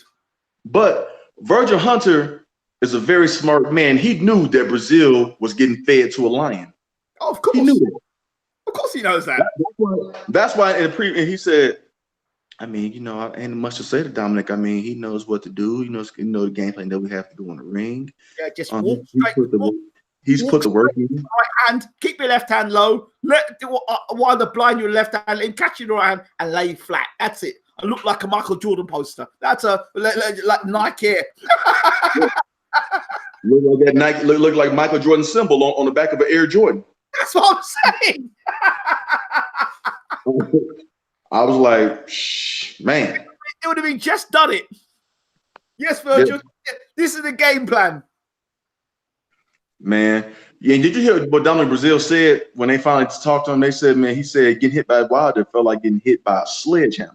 Yeah, and then get hit by Joshua was like getting hit by a girl. Yeah. I was like, shit. And that's another thing that was on that was Joshua Man too. He like, this motherfucker hit like that, but I'm bigger than him, but this motherfucker hit like that. The thing about it, Joshua was hitting with jabs and right hands, and he was walking through it. He was walking through it. He was. I saw the guy get hit with jabs by Joshua like that, and I'm thinking, well, if Joshua is catching with them sort of punches, then God only knows what Wilder's going to do. Yeah, and that's why I was telling people, like, I told people I had it. My prediction was, I said, Wilder gonna KO Brazil in 3 rounds. I said, and World Breaker was like, man, I got this fight 60 seconds. He was close. I said, for real. I said, come on, World Breaker. He said, not for real, man. 60 seconds. He said, I just don't see what Brazil can do. I mean, he ain't got no head movement. He's not fast, straight line, and he gets hit, and each one of his opponents always dropping him. And that is with that that Isuzu Uganu dude, and then if Carlo, the guy he fought before he fought Wilder, Carlos Negron, when Jermell Charlo fought Tony Harrison, when both the Charlo brothers fought on that card in December, was tagging him. If he had any power, he could have dropped Brazil. So you ask yourself the question: what does Anthony Joshua do any different to Dominic Brazil? He's the same. Only thing is, Brazil, you know, he's the same. Thank you. He's the same. Yeah. God damn. Oh shit, he is the same. Of course he's the same. But yeah, boxing fans make things up they go along. It's like, guy doesn't move his head. Guy doesn't use his jab. Guy gives up his height and reach. Guy doesn't know how to block certain punches. And he does it in every fight. But boxing fans make it up as they go along. It's like they don't know boxing. They ignore facts. Well, you know, what according to them, though, Deontay Wilder, you know what I'm saying, he's got chicken legs, you know what I'm saying? I mean, he hasn't made a career high payday. He's fought 41 bums, you know. Right, that's all right. That's all right. Well, every time they say that, just think to themselves that bum knocked down Tyson Fury twice, who's the best heavyweight in the planet, according to them. Yeah. Right?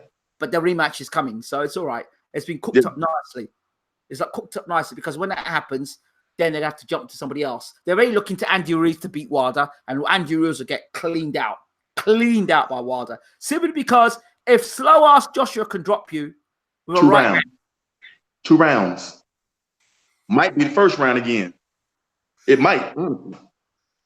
Wilder Ruiz, I'm gonna be nice and say 2 rounds, but knowing Deontay, see, it's one thing for you to get up from Joshua hitting you, but Wilder lining your little short ass up, his eyes gonna be like this, like exactly.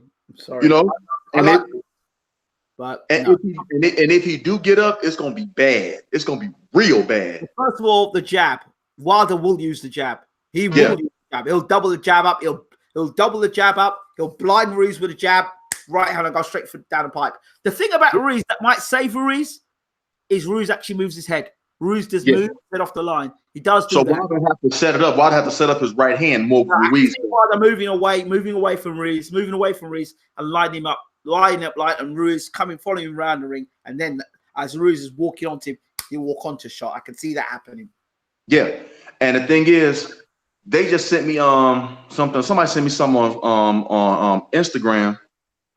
And they said what you didn't see. And Tyson Fury said, when Deontay Wilder hit him with a jab, he said, I'm fucked. This motherfucker's jab is this fucking hard. He said he took a jab to the face. He's like, man, I'm fucked. Like, what the fuck? And it's one of my friends on Instagram that sent it to me. I'm gonna send it to you when we get off this live. You can see for yourself. He was like, man, I'm fucked. Like, this motherfucker hit hard like this. And that's what he's saying in the ring with this man. You know? Yeah. You believe in the ring with a man that you outweighing by 50 pounds. You're saying it's like. Tyson may act the clown, but let me tell you something. Tyson knows boxing history. He knows boxing history. Yes, he does. History, and he knows what's what. He knows. And a lot of his stuff is like just to promote the fight and sell the fight. A lot he does. You know, the linear belt is his blessing, because I tell you something. Otherwise, people ain't paying no mind. People pay no mind, because he's not. Fury's not exciting to watch. He's not an exciting fighter to watch. You don't leave a Fury fight going, wow, that was a devastating performance. You don't leave a fight doing that. No, now if you're just a fan of the sweet science of boxing, you can go to a Fury fight and be like, okay, he put on a masterful boxing performance. You know, use the jab, great footwork, was elusive. Yeah, all right. But it's not too many people that does that, like that's into that. A lot of the Fury fight was as boring as hell. The Pianetta fight was terrible. I mean, I want to sit down going to the fight. This is brilliant stuff. I'm thinking Pianetta's slow ass, and when you fight Deontay Wilder, he's going to be fast. Oh yeah, no doubt. But I'm talking about as far as like just being a pure boxer, like you know what I'm saying. Yeah. He's a damn good boxer. Now, when you go to Deontay Wilder fight, you know what I'm saying, you're gonna have a bunch of memes to put on Twitter, you know, Instagram. You know, you're gonna have memes to put on there because he gonna knock somebody's head off. But boxing fans, they don't make no sense to me, because boxing's about, you know, people want to see knockouts, and he's the king of knockouts, but they still complain about technique. So, all right, you took technique. Okay, Floyd Mayweather. But you can play about Floyd Mayweather. Well, he's masterful. Art of defense, the best right hand in the business, best counter puncher, current era, fought the best around, but he's not good enough. So who are you going to say? Golovkin, who fights with his face? Golovkin fights Uber drivers. Who's Steve Rolls, by the way? You know who he is? I never heard of him. I don't know where the fuck he's from. I've checked the yellow page. I have heard of him. He's my local garbage truck driver. That's who Steve Rolls is. He's in the yellow pages. Yes. Steve Rolls works for Waste Management. And guess what? What makes it even worse? Right, is that they're saying Jonathan Banks has made him to a new fighter. So you're going to get the bullshit from that against Steve Rolls. Let him fight Canelo again. Canelo put a whooping him again. I'm telling you. Canelo told him, like, you have to get a belt for me to fight you. He told him, I'm 99% sure I'm going to get the Alvarez rematch in September on Mexican Independence Day. But I'm like, even if you do, Canelo going to whoop your ass even more. Like, but you know what, though? Gennady Golovkin does not want to fight Jamal Charlo. He's terrified. He does not want to fight Demetrius Andrade. No way. Andrade to beat the shit out of him and to stop him late. Like, Andrade is too much of a slick boxer. Jamal Charlo is just a straight fucking animal. Because even that fight Charlo just had against Jamal Charlo had against Korobov was catching that motherfucker clean as a whistle on the button, and that motherfucker just kept walking through it. And Matt Korobov is no slouch. Korobov's a puncher. Yeah, and you see he ate that shit like it was biscuits and syrup. Like he just walked through it like and kept coming. Korobov was like, hey, motherfucker here. Peter Quillen swerved that fight. You remember? Yeah, Peter Quillen did right to swerve that fight. Korobov would have whooped his ass.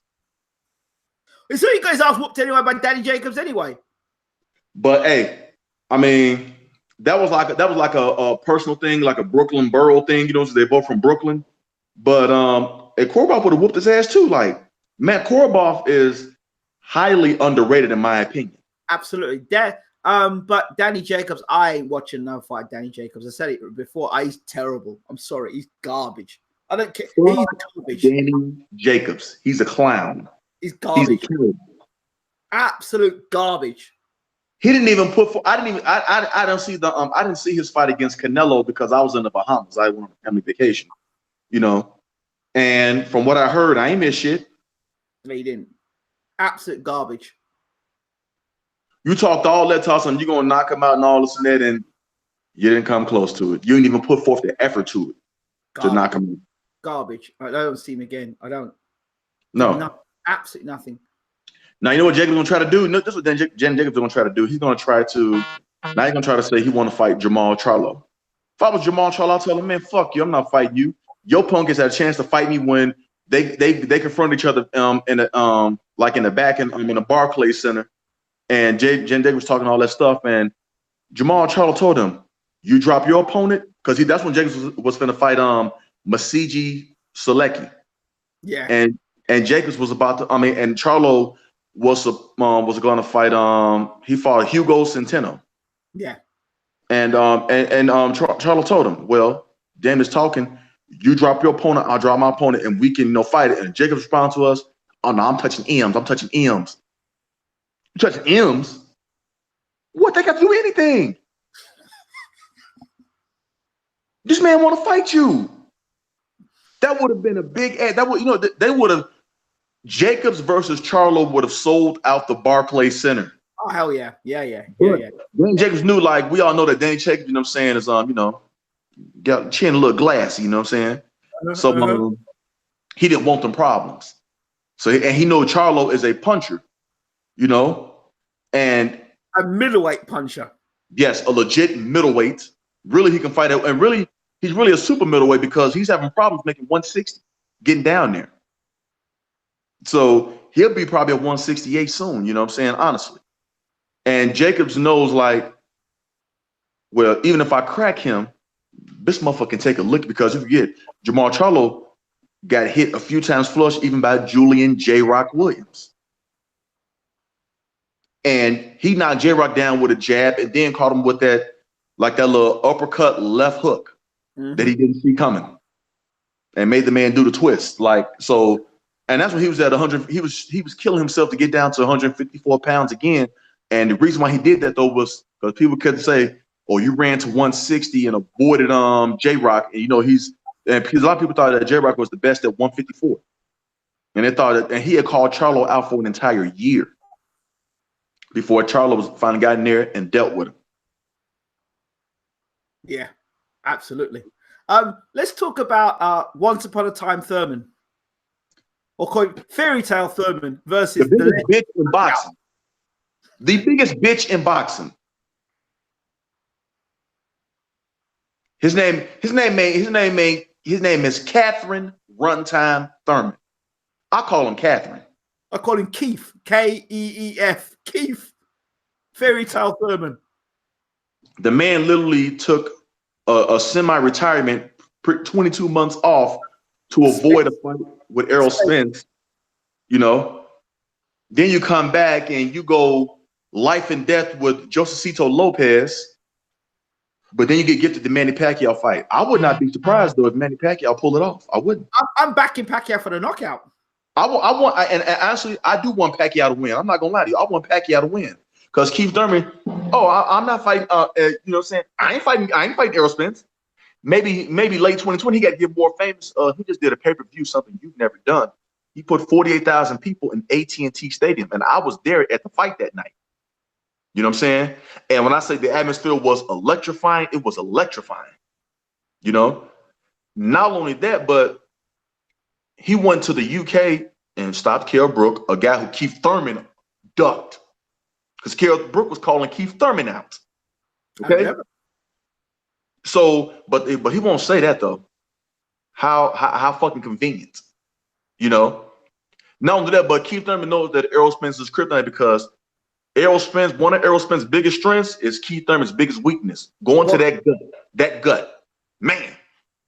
Keith Thurman got folded by Luis Collazo and Robert Guerrero.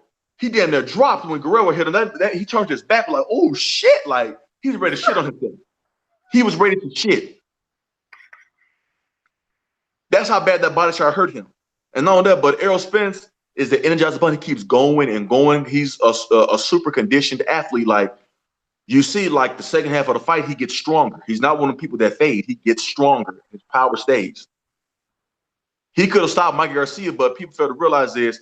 He wanted to prove a point. When you keep hearing, oh, I'm the better boxer, I got the better ring IQ, Errol Spence put on a boxing lesson. I ain't going to stop him. I'm just going to give you a boxing lesson. And not only that, but Errol Spence, strength and conditioning coach, the guy Blu-ray, who he worked with like the past 11 fights before he fought Mike Garcia. You see, he stopped everybody, right? Errol didn't work with him none that fight. He didn't work with him none. Wow, I didn't know that. He didn't do no strength and conditioning. Like he didn't do none. He was doing conditioning, but no strength training.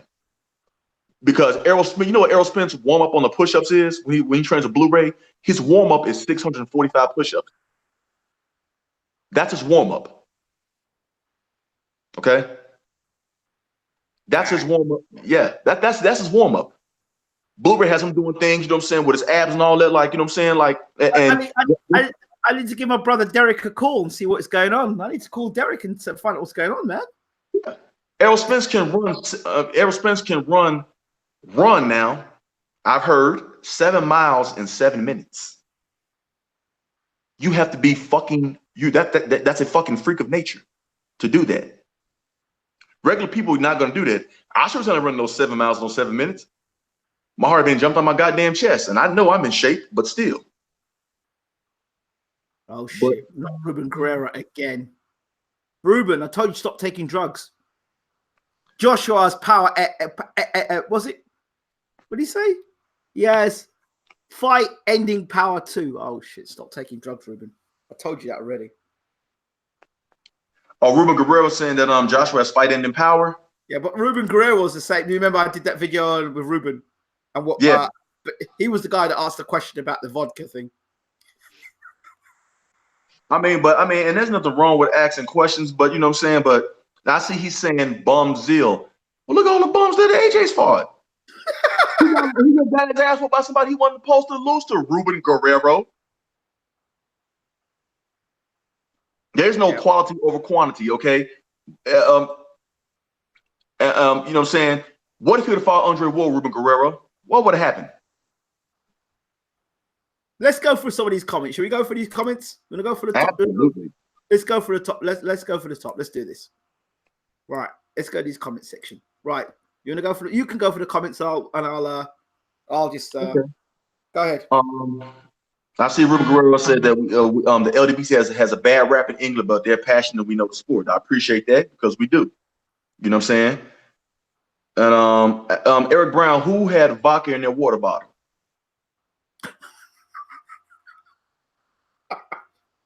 AJ, supposedly. Sure. How would y'all know what he had in his water bottle? How would you know? According to Ruben, he said somebody told him. And who told him? Who do you know that's close to him like that? That told you that? Please type it in the comment section because this I have to know. All right. Wait, let's scroll it up to the top. You know, I see Ruben Guerrero said, it only go back to 335. I think that's when we started. For Ruben Guerrero was the first one, then Prince R9, then Ruben Guerrero again. Kenny Gaming with Baylor, Ingram the king of crossovers. Sasha left hook on Pettit insta death. I don't know what Ruben Guerrero mean by that. Ruben Guerrero says Ingram says AJ showed decent jab against Parker. Oh, for flip's sake. Okay. Parker can't freaking box. Kenny Gaming with Baylor said, ask this guy if he thinks Bashir will be good for AJ. AJ needs an American trainer, plain and simple. And AJ needs to take the next year and a half off from boxing. He does not need to fight for the next year and a half. And he needs to just, first off, heal up from the concussion or concussions that he suffered, because that's no joke. Like, seriously, I suffered 2 concussions in back-to-back weeks, and it took me a full 2 years to recover from. And that's me being honest. He needs to take time off, and then when he come back, he needs 4 light touches, and he needs to, improve, get him an American trainer, move over here, train, get his footwork down pack, and learn how to throw a fucking jab, and learn the basics. Amen. That's huh? Amen. Yeah, you know what I'm saying? And learn the basics, and then learn like what punches to throw, when to throw them, and don't throw too many combos and leave yourself open, because that's what happened to him. He got happy and he ended up getting his fucking head took off. That was his problem. It's no problem with throwing combos. That's good, but agent to keep his combos at the most 4, and move around and get a dominant jab. He should have one of the best jabs in the heavyweight division. And not only that, but he needs to lose some muscle, man. He needs to fight around, I say, about 235 and upper to like 235 to like 238. That'd be a good fight weight for him and improve his stamina. Ingram, can you explain to me why he has not improved his stamina in all this time? Because the training regime is shit. That's why. Well, he gonna have to switch up his training regimen too. But that's what he needs to do, though. Like, honestly, he has to switch that up if he wants to even be relevant. You know what I'm saying? Like, honestly. But when you push weights, that's what happens. Yeah, but see me, even like when I lift weights, that's what happens. But what I do, Ingram, when I lift weights, I get on the treadmill and I run for about 45 minutes to an hour. The best way, if you're going to use weights in boxing, you do fast twitch. So you're pushing weights. They're not as heavy, but you push them with fast repetition. Right. That's how you do weights. Or that's how I did weights. So that way, I was always able to throw fast punches and turn my punch over fast without having that lactic acid going through my body, because my body was tuned into throwing lots of punches very quickly while doing the exercises. So the dumbbells were very good. Punching with dumbbells or weight resistance on my back when throwing punches. That was the way to do it. You live in big, heavy weights. When you come to box now, your muscles are constructed a certain way because you're using the big, heavy weights. So when you start throwing 3 or 4 punches, by the time you throw 3 or 4 punches, there's less oxygen in the muscles. This is where you get the lactic acid and you start to tighten up and you start to get tired real quickly. That's the difference. That fast flex muscle you need, as opposed to having this, long muscle where it's long and therefore it's very bulky. So you carry on bulk around you, and that's what Joshua's problem is. He's got the same problems as Bruno. Yeah, honestly, you know what I'm saying, and that's the truth. He does, because I'm just looking. I said, but those are things that he definitely needs to do. You know what I'm saying? And that's to, just for him to like improve himself. He does not need to fight for the next year at the least. He needs to take like about 8 months away from boxing, just rest up and heal his mind up. I would even say a year, and then get back into training, lose some of that muscle mass, get you an American trainer. I would say get you a trainer, you know what I'm saying? A Nazim Richardson, somebody like that. He's a trainer, something along those lines, like a Nazim Richardson. I think Bashir is the best for him. Bashir, yeah, no, Bashir's damn good, but you know what I'm saying, like Bashir, absolutely, but he needs an American trainer to know what they're doing. I wouldn't want him he does not need a trainer like Derek James, you know what I'm saying, because Derek James had that aggression. Bashir and him worked together in the Klitschko camps, right? Oh, they did? Yeah, and there was an offer on the table then for Bashir to work with Joshua, but he decided to stick with McCracken. The worst mistake he did. The worst mistake. Because in that fight, he looked, even though he got tired in the mid rounds, but he was able to recover. Mm-hmm. And I know with Bashir, he would have improved. I think Bashir would have first had him work on his condition, your cardio. First thing. Because as a heavyweight, you can't be getting tired by the 5th round. You just can't. Because what if you get in there with somebody that can take you into deep waters and can absorb your punch? What if that happens? Like, what are you going to do? And that's what happened. Ruiz was able to take his punch and go in and withstand, the flurry and the onslaught, and come back and turn the tide and then he stopped him. Well, the reason why he stopped him was because also, never mind taking him out to deep waters and drowning, he drowned himself. He drowned himself. Yeah, poor conditioning, and you just threw everything that you had, and in the process, you could end up getting caught. And then you didn't have a jab. Did not have a jab. By the way, what are your thoughts on Dubois versus Gorman? Ooh, that's a damn good fight. I like I said before, I told you before, I think Dubois is going to stop him. I think it'll be late. I think he'll catch Gorman with some, because Gorman likes to punch. It's a fight I've seen. He likes to throw combination punches and all that. Like, he's really a combination puncher. And to me, Gorman chin has not been tested like it's going to be against Dubois. Because one thing Dubois can do, he can crack. And I think Gorman's going to be trying to be so alert of Dubois' straight right hand or that right hook, he's going to get caught with a left hook. Oh boy. And Jennings Joyce, by the way? I have Joe Joyce stopping Jennings like in the 8th round, 7th to 8th round. I just think Joe Joyce is too big, too powerful, and Jennings doesn't have enough power. I think Joyce is going to walk him down behind the jab. And I think Joyce is going to hit his body too. And Brian Jennings does not like getting hit to the body. He does not like it at all. And so you don't think Jennings can hurt Joyce? No. Jennings is not a power puncher like that. No. He dropped Dimitrenko, didn't he? He dropped Dimitrenko, but that's Dimitrenko. Joe Joyce, to me, I feel like hold on a second. Andy Ruiz can do that. No, that's true. He couldn't. No, Andy Ruiz couldn't, but we all know like different styles and different fighters make fights. And I feel like in this fight, Jennings has the edge in speed and quickness. He'll have to use that and use the whole range. Punches that Jennings has in his favor, his best punch is his left hook and his right uppercut. Yeah. But I think even when they get tied up, yeah, I think Joyce is going to link her. Joyce is going to come in about 265 pounds or something like that. And Jennings going to come in around about 225.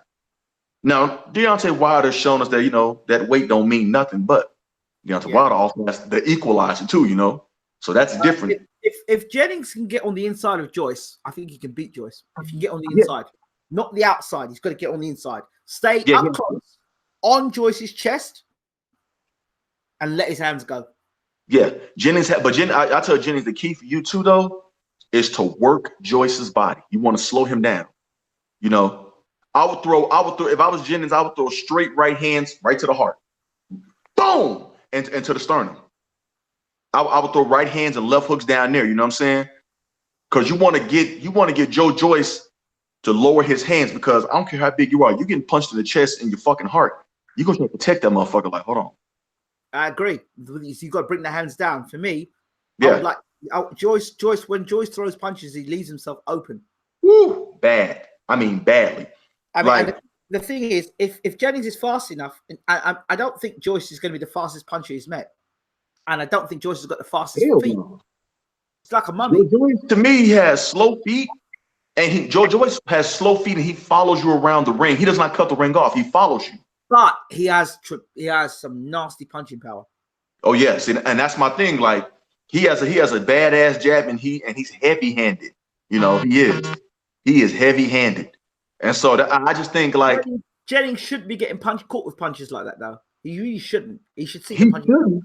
But I mean, I thought he would, you know, beat Oscar. I thought he would take him to the scorecards and decision him, and he came close, but Reed to stop him. You know, and that's he does a lot of overthinking. Does a lot of overthinking. Yeah, that's his problem. Irresponsible, but I'd like to see Jennings let his hands go. I think he could be a very good heavyweight if he let his hands go. Yeah, I would love, in my dream world, I would have had Bright Jennings getting mentored and trained by Evander Holyfield.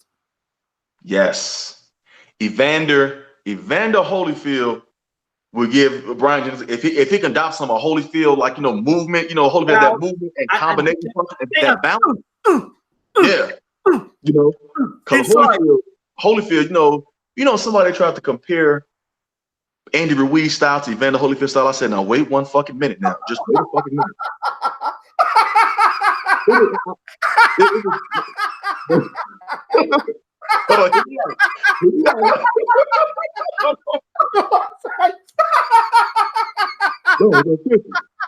No, listen. Hold on, hit it out. Bro, wait, hit me on. No, you got to hit it. You got to hit it. No, you got to hit it. You got to hit it. Like, I kid you not. It was Mexican Fight Fan. That's his name. He said, Mexican Fight Fan said, Ruiz is similar to Holyfield. I said, hold on, don't you ever disrespect Evander Holyfield like that. He thought I'm talking about style-wise. No, they're not. Nowhere near style-wise. I see the picture that, you remember the Batman picture where he slaps the spit out of Robin's mouth. Yeah. Pow! Don't you ever say that boy again. I said, Ruiz and Holyfield are like apples and oranges. Water and oil. Oh,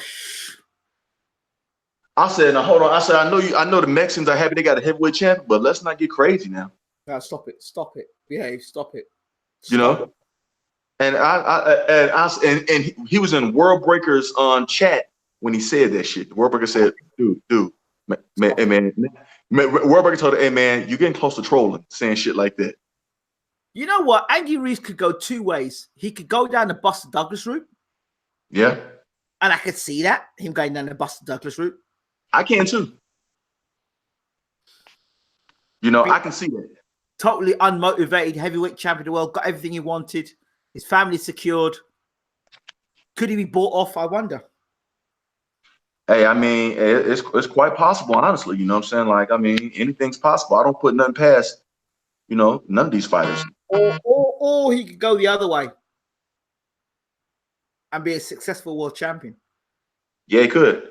But even after he get through with this Joshua fight, I don't know if they're going to let him fight Wilder immediately, because he's got a mandatory in Pulev, which I think he'll beat the shit out of Pulev. But I know I think out of his mandatories, his toughest fight will be Usyk. Yeah, Usyk could beat the shit out of him. Sorry. You know? So I think what I think will happen is he'll get this Joshua rematch out the way. The next fight I think will be Pulev. And then I think Al Heyman will make Wilder Ruiz to get them belts up off of him, so the way they can't go back to the match room. I think the best way would have been for Wilder to decline or suddenly pull out of his fight with Ortiz and go straight for make Wilder Ruiz for the undisputed heavyweight championship of the world. Only thing is, though, you know what I'm saying, Joshua has a rematch clause. Yeah, but he's got a rematch clause, but he can have a rematch with the winner. We can guarantee. If I Al Hammond said, yeah, we'll guarantee a rematch, guaranteed rematch. You're the first guy in line as soon as we sort this unification bat out, because you guys, when you had the opportunity to fight Wilder, you didn't want it. So if I were Al Hammond, I'd say, you know what? We're guaranteeing you the first crack at the undisputed heavyweight champion of the world. How does that sound? Eddie wants absolutely no parts of that. That's what, if I'm Al Hammond, I'd do that. If I'm Al Hammond, I'd say, you know what? You want your rematch? We'll give you a rematch. But you know what?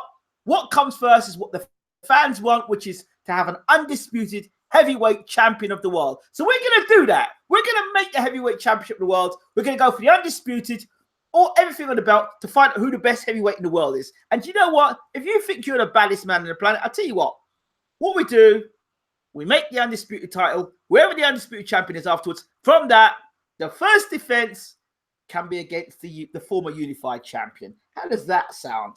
So if it's Wilder against Joshua, we can do that. And if that doesn't work out, guess what? You got the Gypsy King that would love to become undisputed champion. There you go. I've just worked it all out there in just a few moments. And Uncle Al, I hope you're watching, because Uncle Al, I would love it. Love it. Yeah. Wilder versus Ruiz for the undisputed heavyweight champion of the world. Pay Ortiz off. Give Ortiz a few million and tell him to be a granddad and go away, right? And let the undisputed title happen. Come on. The only thing that's going to happen, you know what I'm saying, why to get them belts, he's going to look at AJ like, you want some of this punk? No. That's what he's going to say. No. That's what he's going to say. I'll say this. Me or Taylor's, you had to make the undisputed heavyweight championship world. You and your advisor, the Hearns, decided to be slick and smart. You messed up an opportunity to make a lot of money. We don't want you messing it up again. So what we're going to do is let Ruiz and Wilder fight. Yeah, because we don't want those belts getting separated no more. They need to be consolidated. You know what I'm saying? We need one face, one name, one champion. That's it. One face, one name, one champion. And that is Deontay Wilder, as he says. Absolutely. That's how we do it. So that's how it should be done. So I think I'm going to do a video specifically on Andy Ruiz, Deontay Wilder for the undisputed heavyweight championship of the world. And I'm going to do a video, a message to Al Hammond. Make it happen. Hey, I'm in full agreement of that. When I might have to make one myself. Like, yeah, I'm gonna do that now because it has to be done. I've just thought about it. I thought, you know what? Let's make it happen. It needs to. You know what I'm saying? I'm sending a message to everybody in the boxing world that really wants to see the undisputed title. Here is your opportunity to see the undisputed title in the next fight. Ruiz, Wilder, undisputed heavyweight champion of the world. Yeah, that don't need to be built none. You can put that sometime in the fall, and if they want to do it at Cowboy Stadium, you know what I'm saying? They'll put 100,000 in that sucker. Forget Ortiz. Give Ortiz step aside money. Hey, Ortiz, go. Ortiz, like, you know what I'm saying? And why can tell him, like, once I knock Ruiz out, then I take care of Joshua and Fury, then you're gonna get your shot. You're gonna get your crack at undisputed. Don't worry about it. Don't worry about it. Just go and, you know, go and fight down the WBA route. Go and win that fight off Brown Shark. Go do that. Yeah. And I tell him, you know what I'm saying, you want to step aside money? Okay, I can go $5 million, step aside. You know what I'm saying? You'll take that. Just go. You don't need to train for the fight. Go take 5 million. See you later. Yeah. Take 10 million. No, 10 million. Just go. 10 million even. Yeah. Just go. Just go. Yeah. We fought already. You didn't beat me. I kicked your ass. 10 million. Just go. I was being nice to you giving a rematch. But look what's happened now. There's a chance for the undisputed heavyweight champion of the world. I'm sure Ortiz wouldn't mind. No, because as long as he knows he's going to get his crack, you know what I'm saying? He'll be just fine. Like, okay, no problem. I think that video has to go out, and I need to get that video out now. And I'm now thinking about and put that video out now, and I'll see if I can see that video gets around to Mr. Al Hammond. Message to Al Hammond: make the undisputed heavyweight champion of the world. The fans want it. They want it so much. The Hearns can't be trusted with it. So now you've got to do better. Because the only thing they're looking at is Eddie Hearn. Main thing is to keep in-house fights for Joshua, whether it's Jarrell Miller, Alexander Usyk, or whoever else. You know what I'm saying? Joseph Parker again, since he's signed a 3-fight deal with Matchroom, you know. So even if Joshua did lose, he still has control over 3 belts. There we go. That's the begin all end all for Eddie Hearn. That's why he invoked that rematch clause, you know, because he invoked it. Joshua didn't want to take an immediate rematch. Joshua didn't want to fight none the rest of this year. Joshua didn't want to fight in America. He wanted to stay in England. Well, he's gonna have to come back to America to get them belts. Oh boy. Oh boy. Oh boy. I think it's a better fight, Joshua fighting for the undisputed heavyweight championship of the world than fighting for the unified belt. I agree. You know, and if Eddie Hearn was smart, you would let him take his time and then let AJ work himself back up. AJ should have made changes to his team. That's going to be his greatest downfall. He didn't make no changes to his team. Rob McCracken, I said, AJ, I could have trained you better than that, man. I mean, seriously, I could have. You know what I'm saying? He's an amateur trainer. I think Stevie Wonder could have done a better job, to be honest. Absolutely. And you know what I'm saying? That's just, you know, it's just unacceptable. It's like, what? Like, come on, man. Like, the stuff he was doing in there, and I saw the way he could have beat Ruiz. I'm like, man, dude, just, you know what I'm saying? Jab, you know what I'm saying? But he ain't got no jab. I'm like, jab, you know what I'm saying? And just, you know, keep him at bay. Keep him at bay. When he gets in, tie him up. Mm-hmm. You're the taller guy. Lean on him. Try to wear him down. Even when you're tied up with him. Absolutely. Hold him. Use that 6'6", 248-pound frame and lay on him. He might be 268, but guess what, though? He ain't in the best condition. Lean on him. That's what I said. All the shit. I said it. I said it in the preview. But I said it ain't gonna happen. Yeah. And I was like, you know what I'm saying? If you deal how Lennox Lewis, I'll tell AJ, you should look at how Lennox Lewis fought Mike Tyson. I said that as well. Anytime Mike Tyson tried to come in, Lennox Lewis, I'm gonna tie your ass up. You're not gonna dig off of my body. No, you're not. We're gonna reset. I'm gonna throw me a few jabs and some hooks, and when you try to come in, either I'm gonna move away or guess what? I'm gonna tie your ass up again. Yeah, absolutely. And after Tyson got tired, Tyson got tired of getting hit. Jab, jab, jab, jab, boom, jab, boom, jab, jab. Yeah. After a while, Tyson was stuck in quicksand. He couldn't move. Any shot Lennox wanted to hit him with, Lennox was hitting him with. And then we saw in the 8th round, step to the side, that overhand right, good night, Irene. To AJ, you should need to go back and look at some film like that. I wouldn't say Klitschko, you know what I'm saying? Shit. No. Go look at Lennox Lewis, how he fought shorter fighters. He was an expert of how you keep your proper distance. Bro, that's not gonna happen. There's no one in no box in the world can make that kind of adjustments between now and November. Bro, that ain't happened. That's some fanboy stuff. That's happening. And you know that ain't happening. You know that fanboy shit. That ain't happening. Oh no. What I'm saying is, even if you can take like a little pointers here and there, like the only way that's gonna happen is if you go on fight night and then you get the cheat mode and you go and add some shit where superpower punch or some shit like that, man. That ain't happening. That's not happening. I mean, that's sad, but it's true. You know what I'm saying? But I mean, you know when you fall down, when you play in a video game, you meet that boss for the first time, and he gives you an ass whooping, and you have to go and fight that boss again, and you know the boss is giving you an ass whooping, and you know you gave it your best shot, you know you're doing your best, and you know the boss gave you an ass whooping, and you're giving it your best. You had all that momentum up to fight that boss. And you had some shaky moments, but you got through. And he went to fight the boss, and he just destroyed you. You got 2 punches, and he destroys you. And then you go back, you got to fight that boss again. You remember the last time your ass got whooped. You got back in the game again, and you get whooped again by the boss.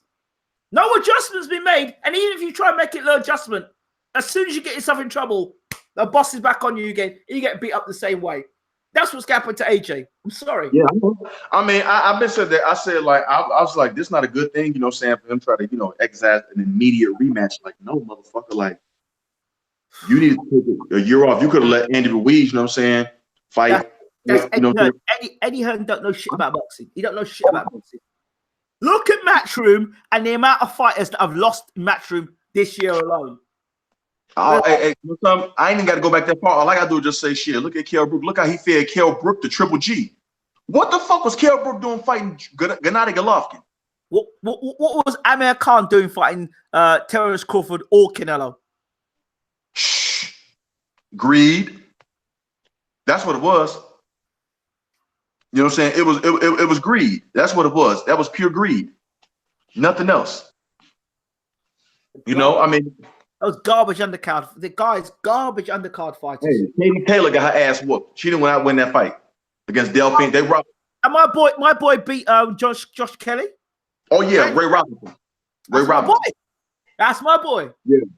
Josh Kelly and the zone comes in. So just fair talk some the white Roy Jones. I said shit. Ray Robinson won one round with Roy Jones. Get the fuck out of here.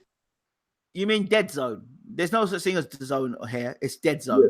Well, dead zone. I'm talking about their commentary though. When they said Josh Kelly was the white Roy Jones, I said, what? Get out of here, man. Get out of here, man. What? Oh my God. I can't believe the white Roy Jones. Oh my God. The guy can't punch. First off, when you're doing all this, you lunge into your punches and then you purposely go in the corner, let him get off punches. It's like, dude, like the judges see that. What's this? Is that boxing? I didn't know. I thought it was mummy dancing personally. What's that? What is that? You know what? You know what I noticed about them the Matchroom fighters? Their lack of a jab. Josh Kelly has no jab. Well, blame Adam Booth. Because Adam Booth said he's the best fighter I've ever worked with. Oh my God. World class. Can you imagine Josh Kelly against Errol Spence? No, I don't want to see that. You know what I'm saying? Because it's gonna, you know why? Errol Spence is gonna take 10 years off his career. He's gonna age 10 years overnight from the ass whooping he's going to receive. And I was saying it. I was telling I was at my brother-in-law's house, you know what I'm saying? Because I streamed the zone fight, you know what I'm saying, illegally. You know, and I told my brother-in-law, I said, man, this fool right here, Josh Kelly, I said Errol Spence would kill him. Keith Thurman even whoop his ass. Terrence Crawford would. Sean Porter would. Oh my! Can you imagine Sean Porter fighting him? No. Josh Kelly would quit. He would quit. He would quit. Sean Porter put too much pressure on him, and Sean Porter make it a rough and tug-it, ugly fight. Danny Garcia with a left hook.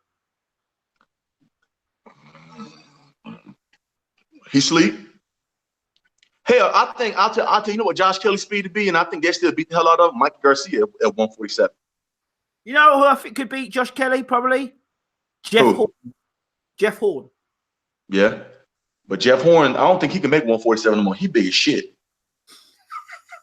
He big as shit. Like, I don't think he can make 147. As he got his ass whooped by Terrence Crawford, you see he went right to 154. You know, he was you know, so it was hell for him. It was hell for him to make 147. I remember he started making complaints saying, "Oh, he's something wrong with his foot and stuff." Yeah, okay, all right, if he says so. No, what's wrong was Terrence Crawford put his foot up his ass. That's what was wrong with him. And he know he was coming and going. That's what his problem was. He got a good ass whooping. Oh boy, brother, I'm gonna have to end this, but I've really enjoyed talking with you. Oh, thank you, Ingram, for having me on, man. I definitely appreciate that. You know, it's good chopping up with you. We got to do this again, man. Absolutely. Anytime you want to do it, and let people know you're on the show, of course. And you got a YouTube channel, right? Yes, CB Sports TV, right here on YouTube. Follow me right here on YouTube, on Instagram and Twitter, CB Sports TV. So make sure y'all go subscribe to my channel. I'm finna get a couple of videos out. You know what I'm saying? So I enjoy your videos. I get up every morning, and the one about the Josh, you made me laugh. Where Joshua getting, I couldn't stop laughing. Did you see my one that says, "Where's AJ?" Yeah, where's AJ? Where are you, AJ? Where are you, AJ? Where are you, AJ? Did you see the video with him when Andy Ruiz throws the left hook and the spinning with the thing is his head spinning? And he's got his back back. He's going back on the plane to England. Yeah. Also, when he knocked his soul up out of him, he walked out. He got on British Airways, went to the airport and all that. He's like, shit, fuck this, I'm gone. Hey. It's not right, but it's fun though. Hey, social media is cruel as fuck nowadays. You know what I'm saying? But I mean, it is what it is. You know what I'm saying? Did you see fight that round 5 with Joshua on the floor and Ruiz on top of him. Yeah. Yes, I did. I said, oh shit. I said, boy, some dirty motherfuckers out here, boy. They dirty. But I mean, hey, it is what it is, though, man. But end me. All right, end the match room, and end Joshua. I say, knock Joshua out and end match room. That line is comedy gold. It's I can play it every day. He was so confident, boy. Eddie Hearns, what we call him, you know what I'm saying? My family from the South, we call him, you know what I'm saying? He acted like he was big doodle that couldn't flush. You know what I'm saying? That's what he acted like. He was a big doodle that couldn't flush. They flushed his ass that night. There are 2 things that I watch on a regular basis. That's the new one I watch. But the other one is Riddick Bowe and Lennox Lewis. Every morning I just click on that and I watch that video. Well, do it then. You ain't doing shit. I never come off my feet. You need help with ref. Knock me out, you bum.